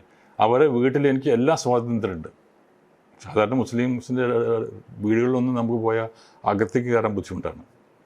എനിക്ക് അവരുടെ അടുത്തേക്ക് പോകും. അത്രയും ബന്ധങ്ങളുമുള്ള ഒരു മനുഷ്യനാണ്. അതുപോലെ തന്നെ ക്രൈസ്തവ സഭ എല്ലാവരുമായിട്ടും ഞാൻ അങ്ങനെ മതങ്ങളെ പറ്റി പറയില്ല, എല്ലാവരുമായിട്ടും നല്ലൊരു ഇതുണ്ട്. അപ്പോൾ എൻ്റെ ഒരു എൻ്റെ ഒരു മുദ്രാവാക്യം തന്നെ ശ്രീനാരായണ ഗുരുദേവൻ പറഞ്ഞിട്ടുണ്ട്, ഒരു ജാതി ഒരു മതം ഒരു ദൈവം മനുഷ്യന്. അതാണ് സനാതനധർമ്മം. അതാണ് സനാതനധർമ്മം എന്നുള്ളത് ഇപ്പോൾ ആരും പറയാതെ. ശരിക്കും ഈ ഗുരുദേവൻ്റെ ആ ബുക്ക് വായിച്ചു കഴിഞ്ഞാൽ അതിനകത്ത് ഒരു ജാതി ഒരു മതം ഒരു ദൈവം മനുഷ്യന്, ഇതാണ് സനാതനധർമ്മം. അപ്പോൾ സനാതനധർമ്മത്തിൻ്റെ ഡെഫിനിഷനാണിത്, മനസ്സിലായില്ലേ? അപ്പോൾ തന്നെ അതിന് താഴെ ആരും കാര്യമായി ശ്രദ്ധിക്കാത്ത മറ്റൊന്നുണ്ട്. അതാണ് എന്നെ ആകർഷിച്ചത്. മതമേതായാലും മനുഷ്യൻ നന്നായാൽ മതി. ഈ ശ്രീനാരായണ ഗുരു മാത്രം പറഞ്ഞ കാര്യമാണ്. അപ്പോൾ അതാണ് ഏറ്റവും വലിയ മരുന്ന്. ഏറ്റവും വലിയ മരുന്ന് ഈ ഗുരുദേവൻ്റെ ആ മുദ്രാവാക്യമാണ്. മതമേതായാലും മനുഷ്യൻ നന്നാൻ മതി. നമ്മൾ വേറൊരു മതത്തിലേക്ക് പോകേണ്ട കാര്യമില്ല, മനസ്സിലായില്ലേ? അതാണ് നമ്മൾ വളർത്തേണ്ട ആ മുദ്രാവാക്യം, പറയേണ്ട ഒരു മുദ്രാവാക്യം എന്ന് പറയുന്നത് മതമേതായാലും മനുഷ്യൻ നന്നായാൽ മതി. അതുണ്ടെങ്കിൽ എല്ലാമായി, വേറെ നമുക്കൊന്നും വേണ്ടല്ലോ. BJP ഈ ഒരു സെയിം ഐഡിയോളജി ഫോളോ ചെയ്യുന്ന പാർട്ടിയാണെന്നാണ് അഭിപ്രായം? തീർച്ചയായിട്ടും ഞാൻ 100% വിശ്വസിക്കുന്നു. ഞാനത് സ്റ്റഡി ചെയ്തിട്ടുള്ളതാണ് പറഞ്ഞത്. ഞാൻ വെറുതെ പറയുന്നതല്ല. BJPക്കും RSSനുമുള്ള ഒരു പ്രശ്നം എന്താണെന്ന് വെച്ചാൽ, മീഡിയ നിങ്ങളായിരിക്കില്ല, പക്ഷേ നിങ്ങളുടെ കാരണന്മാരൊക്കെ കൂടി ചെയ്തിട്ടുള്ള ഒരുപാട് പ്രശ്നങ്ങളുണ്ട്. BJPനെ പറ്റിയും അല്ലെങ്കിൽ RSSനെ പറ്റിയിട്ടുള്ള ഒരു റോങ് ഒരു നെറേഷനാണ് ജനങ്ങൾക്ക് കിട്ടിയിട്ടുള്ളത്.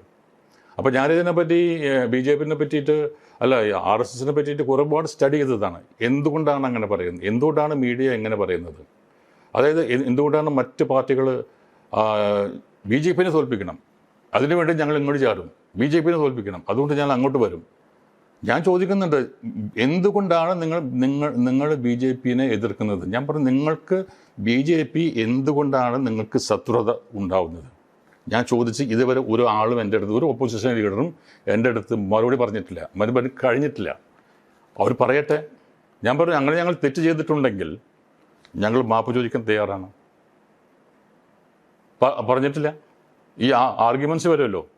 ഞാൻ ചോദിച്ചു, നിങ്ങൾ BJP ഇവിടെ വളരരുത്, BJP വളരാതിരിക്കാൻ വേണ്ടിയിട്ടാണ് ഞങ്ങൾ ചെയ്യുന്നത്, പല മീഡിയക്കാരും പറയുന്നുണ്ടല്ലോ. ഞാൻ ചോദിക്കുന്നൊരു ചോദ്യമുണ്ട്, എന്ത് തെറ്റാണ് BJP അന്യമതക്കാരോട് ചെയ്തത്? Answer me, I will answer U.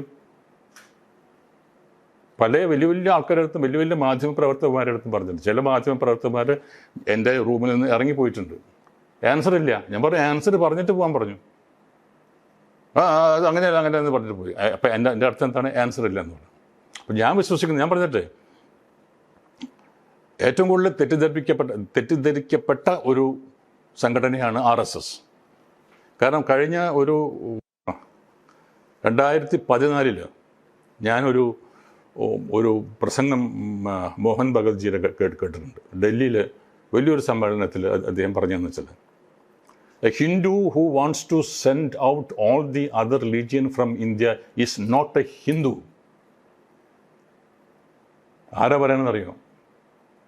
RSSൻ്റെ ഏറ്റവും മുതിർന്ന നേതാവ് പറഞ്ഞാണത്. A Hindu who wants to get out all these religions from India is not a Hindu. പ്രാക്ടിക്കലായിട്ട് പല സ്ഥലങ്ങളിലും അങ്ങനെ ഒരു ഫിയർ സൈക്കോസിസ് ഒക്കെ ഇല്ലേ? എന്തെങ്കിലുമൊക്കെ എതിർത്ത് പറഞ്ഞു കഴിഞ്ഞാൽ ഇൻഫിൽട്രേറ്റേഴ്സ് എന്നുള്ള വാക്കുകൾ പറയുന്നു, ആന്റി നാഷണൽ. അത് നിങ്ങൾ കാണുന്ന ആരാണ്? ഒന്നോ രണ്ടോ പേരാണല്ലേ? ഒന്നോ രണ്ടോ പേരാണ് ഇത് പറയുന്നത്. ഞങ്ങൾ അപ്പോൾ അതൊന്നും BJPക്കാർ ആവണമെന്നില്ല. BJPയുടെ ലേബലിൽ ഉണ്ടാവുമായിരിക്കും, പക്ഷേ they are not real BJP or real RSS. They will not say. ഏറ്റവും ലേറ്റസ്റ്റ് ആയിട്ട് ഭഗവത്ജി പറഞ്ഞൊരു കാര്യമുണ്ടല്ലോ, uniformity is noted for is not needed for unity. ഇതൊക്കെ അദ്ദേഹത്തിന് വായന്ന് വരുന്നതാണ്. Uniformity is not needed for unity. അതിൻ്റെ അർത്ഥം എന്താണ്? എല്ലാ മതങ്ങളും ഒന്നാവേണ്ട ആവശ്യമില്ല, എല്ലാ മതങ്ങളും അങ്ങനെ ആവേണ്ട ആവശ്യമില്ല. അതിനകത്തുള്ള യൂണിറ്റിക്ക് വേണ്ടിയിട്ട് യൂണിഫോമിറ്റിയുടെ ആവശ്യമില്ല എന്നാണ് അദ്ദേഹം പറയുന്നത്. It's all big statements by ഇത്. അപ്പോൾ ഞാൻ അദ്ദേഹമായിട്ടുള്ളൊരു ഒരു എനിക്ക് ഒരു മണിക്കൂർ നേരം നേരിട്ടിട്ട് 1-to-1 ഇത് ചെയ്യാൻ പറ്റിയത് അദ്ദേഹത്തിൻ്റെ അടുത്ത്. അദ്ദേഹം ഇവിടെ വന്നപ്പോൾ ഒരു 3 വർഷങ്ങൾക്ക് മുമ്പ് ഇവിടെ ഒരു സ്ഥലത്തേക്ക് അതെ ഇവിടെ വന്നപ്പോൾ, അപ്പോൾ ഞാൻ അദ്ദേഹത്തിനോട് അപ്പോൾ ഞാൻ ഈ RSSനെ പറ്റി പറഞ്ഞപ്പോൾ അദ്ദേഹം എന്നോട് പറഞ്ഞു, കുറേ കാര്യങ്ങൾ പറഞ്ഞപ്പോൾ അദ്ദേഹം പറഞ്ഞു, how are you connected with RSS എന്ന് ചോദിച്ചു. ഞാൻ പറഞ്ഞു ഞാൻ എന്നുവെച്ചാൽ മഹാഭാരതത്തിലെ ദ്രോണാചാര്യരും ഏകലവ്യനും തമ്മിലുള്ള ബന്ധമാണ് ഞാനും RSS തമ്മിലെന്ന് പറഞ്ഞു. ഞാൻ RSS അല്ല, പക്ഷേ I love RSS, I follow RSS ഒരിക്കലും they are not against any religious affiliation. ഈ എമ്പുരാൻ സിനിമ വന്ന സമയത്തെ RSSന്റെ മുഖപത്രമായ ഓർഗനൈസറിൽ കുറേ ആർട്ടിക്കിൾസ് ഒക്കെ വന്നിട്ടുണ്ടായിരുന്നു. അതിനകത്ത് മോഹൻലാലിനെയും പൃഥ്വിരാജിനെയും ഉള്ളവർക്കെതിരെയുള്ള പരാമർശങ്ങളും ഉണ്ടായിരുന്നു. അപ്പം അത്തരം നിലപാടുകളോടൊപ്പം എന്താണ്? I am against them. I am totally against them. I am totally against Emburan. Totally against them. It is a nonsense. What is this? They cannot make a film like that. No. That is against India, against the Indianness. It is an anti-national film. അത് ഞാൻ ആരുടെ പറയും? ഇന്ത്യയിൽ നടന്ന ഒരു സംഭവത്തെ അവർ കാണിച്ചത് നടന്നതല്ലല്ലോ. അത് മാത്രമല്ല, ഇവർ കാണിക്കുന്ന ഫസ്റ്റിൽ അത് കാണിച്ചു. ഫസ്റ്റിൽ ആ സാധനം കാണിച്ചിട്ട് പിന്നെ ഒരു എല്ലാം മറിച്ചല്ലോ. അത് മാത്രം അതിന് എന്ത് സംഭവിച്ചു എന്നുള്ളതിൻ്റെ അതിൻ്റെ കോൺസിക്വൻസസ് ആണ് അവർ കാണിച്ചത്. Not the real thing what happened. മനസ്സിലായല്ലോ? ഇവർ അരുന്ധതി ദേവി എന്തെങ്കിലുമൊക്കെ പറയുന്നു. അരുന്ധതി ദേവി പറഞ്ഞല്ലോ ഒരു ഗർഭിണിയായ ഒരു പെണ്ണിൻ്റെ അവിടെ ചവിട്ടി എന്നൊക്കെ പറയുന്നല്ലോ. അപ്പോൾ പോലീസ് ഇവരോട് ചോദിച്ചു എവിടെയാണ് സംഭവിച്ചത്, എന്താണ് സംഭവിച്ചത്. If you have any complaint give me a complaint. And he said no, I don't want to complaint. Why? ഈ വാചകർച്ച മാത്രം പോരല്ലോ, ഇത് അവർ ചെയ്യേണ്ടത് എന്താണ്? ഇങ്ങനെ ഒരു സംഭവം ഉണ്ടായിട്ടുണ്ടെങ്കിൽ പോലീസ് വന്നിട്ട് ചോദിച്ചു ഇവരുടെ അടുത്ത്, നിങ്ങൾ കംപ്ലയിൻറ്റ് തരൂ, ഞങ്ങൾ അന്വേഷിച്ച് പറയാം.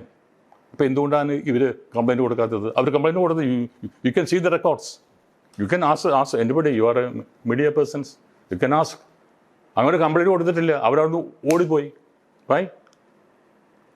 ഇതെല്ലാം മാനിപ്പുലേറ്റഡ് ആൻഡ് ഓർക്കസ്ട്രേറ്റഡ് ആയിട്ടുള്ള ഒരുപാട് കാര്യങ്ങളാണ്. We should understand. നമ്മൾ ചെയ്യേണ്ടതെന്ന് മീഡിയ ആയാലും ശരി, ഞാനായാലും ശരി, ആരായാലും ട്രൈ ടു ലവ് ഇന്ത്യ. അന്നത്തെ റൈറ്റ്സിൽ പ്രഗ്നന്റ് ആയ ഒരു സ്ത്രീയെ 7 പേർ കൂടി റേപ്പ് ചെയ്യുകയും അവരെ ജയിലിലടക്കുകയും അവർക്കെതിരെ കേസ് വരികയും അവർക്ക് ശിക്ഷിച്ച് അവർ ജയിലിലായതുമാണ്. അവർ ഈ ഇടയ്ക്ക് ജാഫ്രി കോൺഗ്രസ് MP അല്ല, അത് പിന്നെ ഇസ്ലാം ജാഫിയെ കൊലപ്പെടുത്തിയ കേസ്, ഇതിന് ശിക്ഷ വിധിച്ചതാണ് കോടതി. അവർ ജയിലിൽ പോയതാണ്. അല്ല, ശിക്ഷ വിധിച്ചുകൊണ്ട് അത് സത്യമാവണമെന്നില്ലല്ലോ. എത്രയോ കോടതികൾ വിധിച്ചിട്ടുണ്ട്. അത് സത്യമായിട്ട് നമുക്ക് കാണാൻ പറ്റുമോ?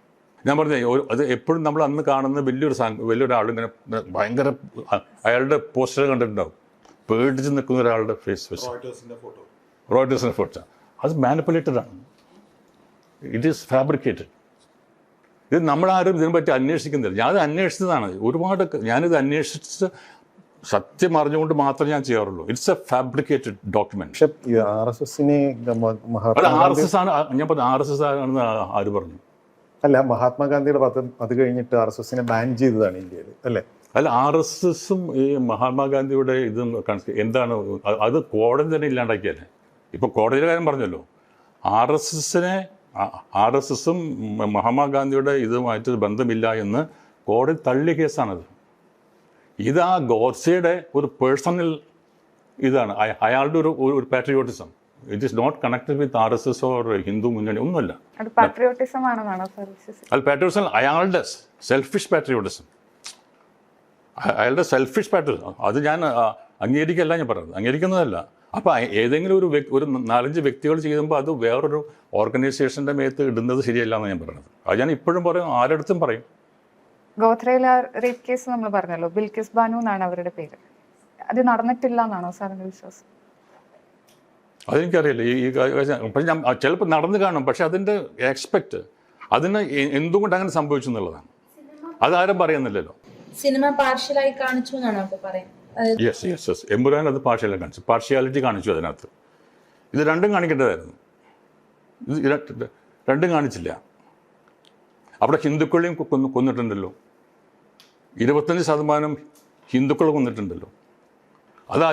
അവരും കാണിക്കുന്നില്ല. അവർ മുസ്ലിം കമ്മ്യൂണിറ്റിയിലെ ആൾക്കാരെ മാത്രം കൊന്നു എന്നാണ് എല്ലാ മീഡിയകളും പറയുന്നത്, എസ്പെഷ്യലി കേരളത്തിലെ medias.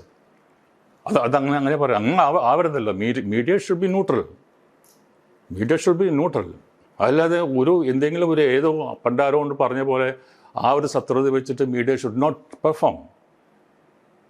I am against that. I respect media. ഞാൻ എപ്പോഴും പറയുന്നൊരു കാര്യമുണ്ട്. കാരണം നിങ്ങളാണ് connecting the people with the politics. നിങ്ങൾ വലിയൊരു റെസ്പോൺസിബിലിറ്റിയാണ് നിങ്ങൾ ചെയ്യുന്നത്. പക്ഷേ you should enquire, you should investigate, then you report. Am I right? Yeah.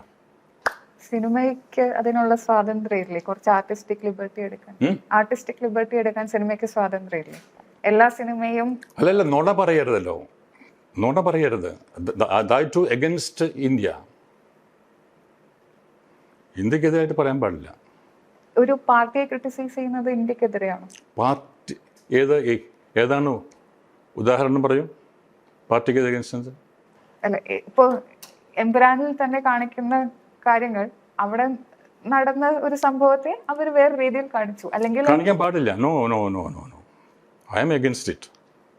ബാക്കി ആരെങ്കിലും അക്സെപ്റ്റ് ചെയ്ത് അക്സെപ്റ്റ് ചെയ്തിട്ടുണ്ട്. I will not accept it. It's a cruel thing done against Indianness, nationality. India എന്ന് പറയുന്നത് ഒരു മഹത്തായ ഒരു കൺട്രിയാണ്. ഇപ്പോൾ ഞാൻ പറഞ്ഞു കേട്ടോ, ഇപ്പോൾ ഈ മോഡിജി വന്നല്ലോ, ട്രംപ് പോലെയുള്ള ഓരോരോ ഡിക്റ്റേറ്ററിന് എഗൻസ്റ്റ് US-ക്ക് എഗൻസ്റ്റായിട്ട് സ്ട്രോങ് നിലപാടെടുക്കാൻ പറ്റിയ ഒരു ഇന്ത്യയായിട്ട് വളർന്നിരിക്കുന്നു നമ്മൾ. We should appreciate that. ഇതിനു മുമ്പ് ആർക്കെങ്കിലും ധൈര്യം ഉണ്ടാവും അമേരിക്ക ഇങ്ങനെ ചെയ്യുന്ന സമയത്ത് ഓക്കെ എടുത്തോളൂ എന്നല്ല പറയാനുള്ളത്. ഇപ്പോൾ അത് there is a prime minister who say no to Trump. Is it not appreciable? നമ്മൾ അങ്ങനെ ആയിരുന്നില്ലേ? നമ്മൾ സൈഡ് എടുക്കാത്ത ഒരു രാജ്യമായിരുന്നില്ലേ ഏത്? ഇന്ത്യ എന്ന് പറയുന്നത് ഒരു നോൺ അലയൻ കൺട്രി ആണല്ലോ. ഒരു ശക്തിക്കും സൈഡ് കൊടുക്കാൻ അല്ല, നോൺ അലയൻസ് പാടില്ല എന്ന് ഞാൻ പറഞ്ഞത്. Yes, correct. കാരണം വെച്ചാൽ ഇപ്പോൾ you try to study about US, America, മനസ്സിലായില്ലേ? അവർ പറയുന്ന എല്ലാ കാര്യങ്ങളും ഇതേവരെ നമ്മൾ അംഗീകരിച്ച് കൊടുത്തിട്ടുള്ളൂ, എല്ലാ കാര്യങ്ങളും. ഇപ്പോൾ എന്ന് വെച്ചാൽ ഇപ്പോൾ നമുക്ക് ഈ ട്രംപിൻ്റെ ഈ ഫൂളിഷ്നെസ് കൊണ്ട് നമുക്ക് കിട്ടിയ ഒരു ഡിസാസ്റ്റർ ഉണ്ട്. It's a disaster. It may effect the development programmes of India. But we have to take it as a challenge. We have to take it as a opportunity. എന്തെങ്കിലും നമുക്കൊരു ഡിസാസ്റ്റർ വരുമ്പോഴാണ് it's an opportunity to correct it. അപ്പോൾ India മൂന്നാമത്തെ സാമ്പത്തിക ഇതാവാൻ പോകുന്ന സമയത്ത് we have to take some stern steps.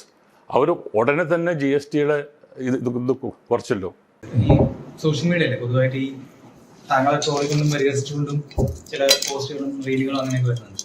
Devji തന്നെയാണ് വിശേഷിപ്പിക്കപ്പെടുന്നത്. അപ്പോൾ അതിനെക്കുറിച്ചുള്ള പ്രതികരണം? ഞാനിതൊന്നും നോക്കാറില്ല.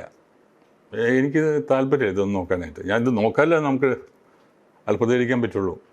പരസ്യം ചില ആൾക്കാർ എന്നോട് പറയും ഇങ്ങനെ വരുന്നുണ്ട് പറയും. അപ്പോൾ ഞാനത് അപ്രീഷിയേറ്റ് ചെയ്യാറുണ്ട് ചില കാര്യങ്ങൾ. ഞാനിങ്ങനെ സജീവമായ രാഷ്ട്രീയത്തിൽ വന്നിട്ട് ഞാൻ ഒരുപാട് ഒരു സ്പീച്ച് എൻ്റെ ഭയങ്കരമായിട്ട് ഇങ്ങനെ ഇപ്പോൾ നേരത്തെ തന്നെ കണ്ടില്ലേ ആ രൂപത്തിലേക്ക് വന്നു. ഞാൻ ചില കാലത്ത് ആ രൂപത്തിലേക്ക് വരും. ഞാൻ വേറൊരു രൂപവും. ആ സമയത്ത് അവരെടുത്തൊരു ഫോട്ടോ എടുത്തിട്ട് അത് അപ്പോൾ ആ വീഡിയോയിൽ ഇങ്ങനെ കാണിച്ചിട്ടില്ലേ, എന്നെ ഇങ്ങനെ ഭീകരനായിട്ട് ഇങ്ങനെ ചെയ്യുന്നത് പറഞ്ഞു കട്ടപ്പോൾ ഇമ്മീഡിയറ്റ് കട്ട് മോഹൻലാൽ. വട്ടാണല്ലേ? അതിനെ ശരിക്ക് അപ്രീഷിയേറ്റ് ചെയ്തു. കറക്റ്റല്ല ഞാൻ പറയുന്നത്. കാരണം അപ്പം ഞാൻ ആലോചിച്ച ശരി, ഞാൻ എന്ത് ഭയങ്കരമായിട്ട് ഞാൻ വർത്താനം പറയുമ്പോഴേ ലാല് പറയാണ് വട്ടാണല്ലേ, അത് ബെസ്റ്റല്ല. അങ്ങനെയൊക്കെ നമ്മൾ അപ്രീഷിയേറ്റ് ചെയ്യും. അത് അവൻ്റെ കലയാണ്. ഇറ്റ്സ് ആർട്ട് എന്ന് വെച്ചാൽ അവൻ്റെ ഒരു സ്പെഷ്യാലിറ്റിയാണത്. അത് നമ്മൾ അപ്രീഷിയേറ്റ് ചെയ്യണം. അത് അവൻ്റെ കഴിവാണ്. അതല്ലാതെ നമ്മൾ ചീത്ത പറയുന്ന കുറേ കാര്യങ്ങളുണ്ട്. ഇയാൾ സംഖ്യയാണ്, ഇയാൾ ചാണകമാണ് എന്നൊക്കെ പറയുമ്പോൾ അങ്ങനെ ഞാനതൊന്നും വായിക്കാറില്ല. മനസ്സിലായില്ല? അങ്ങനത്തെ അത് എനിക്ക് താല്പര്യം. നമ്മുടെ ടൈം വേസ്റ്റ് ആക്കുന്ന കാര്യങ്ങൾ. അത് ഒരിക്കലും ഞാൻ എൻ്റെ സോഷ്യൽ മീഡിയയിൽ പോകാറില്ല.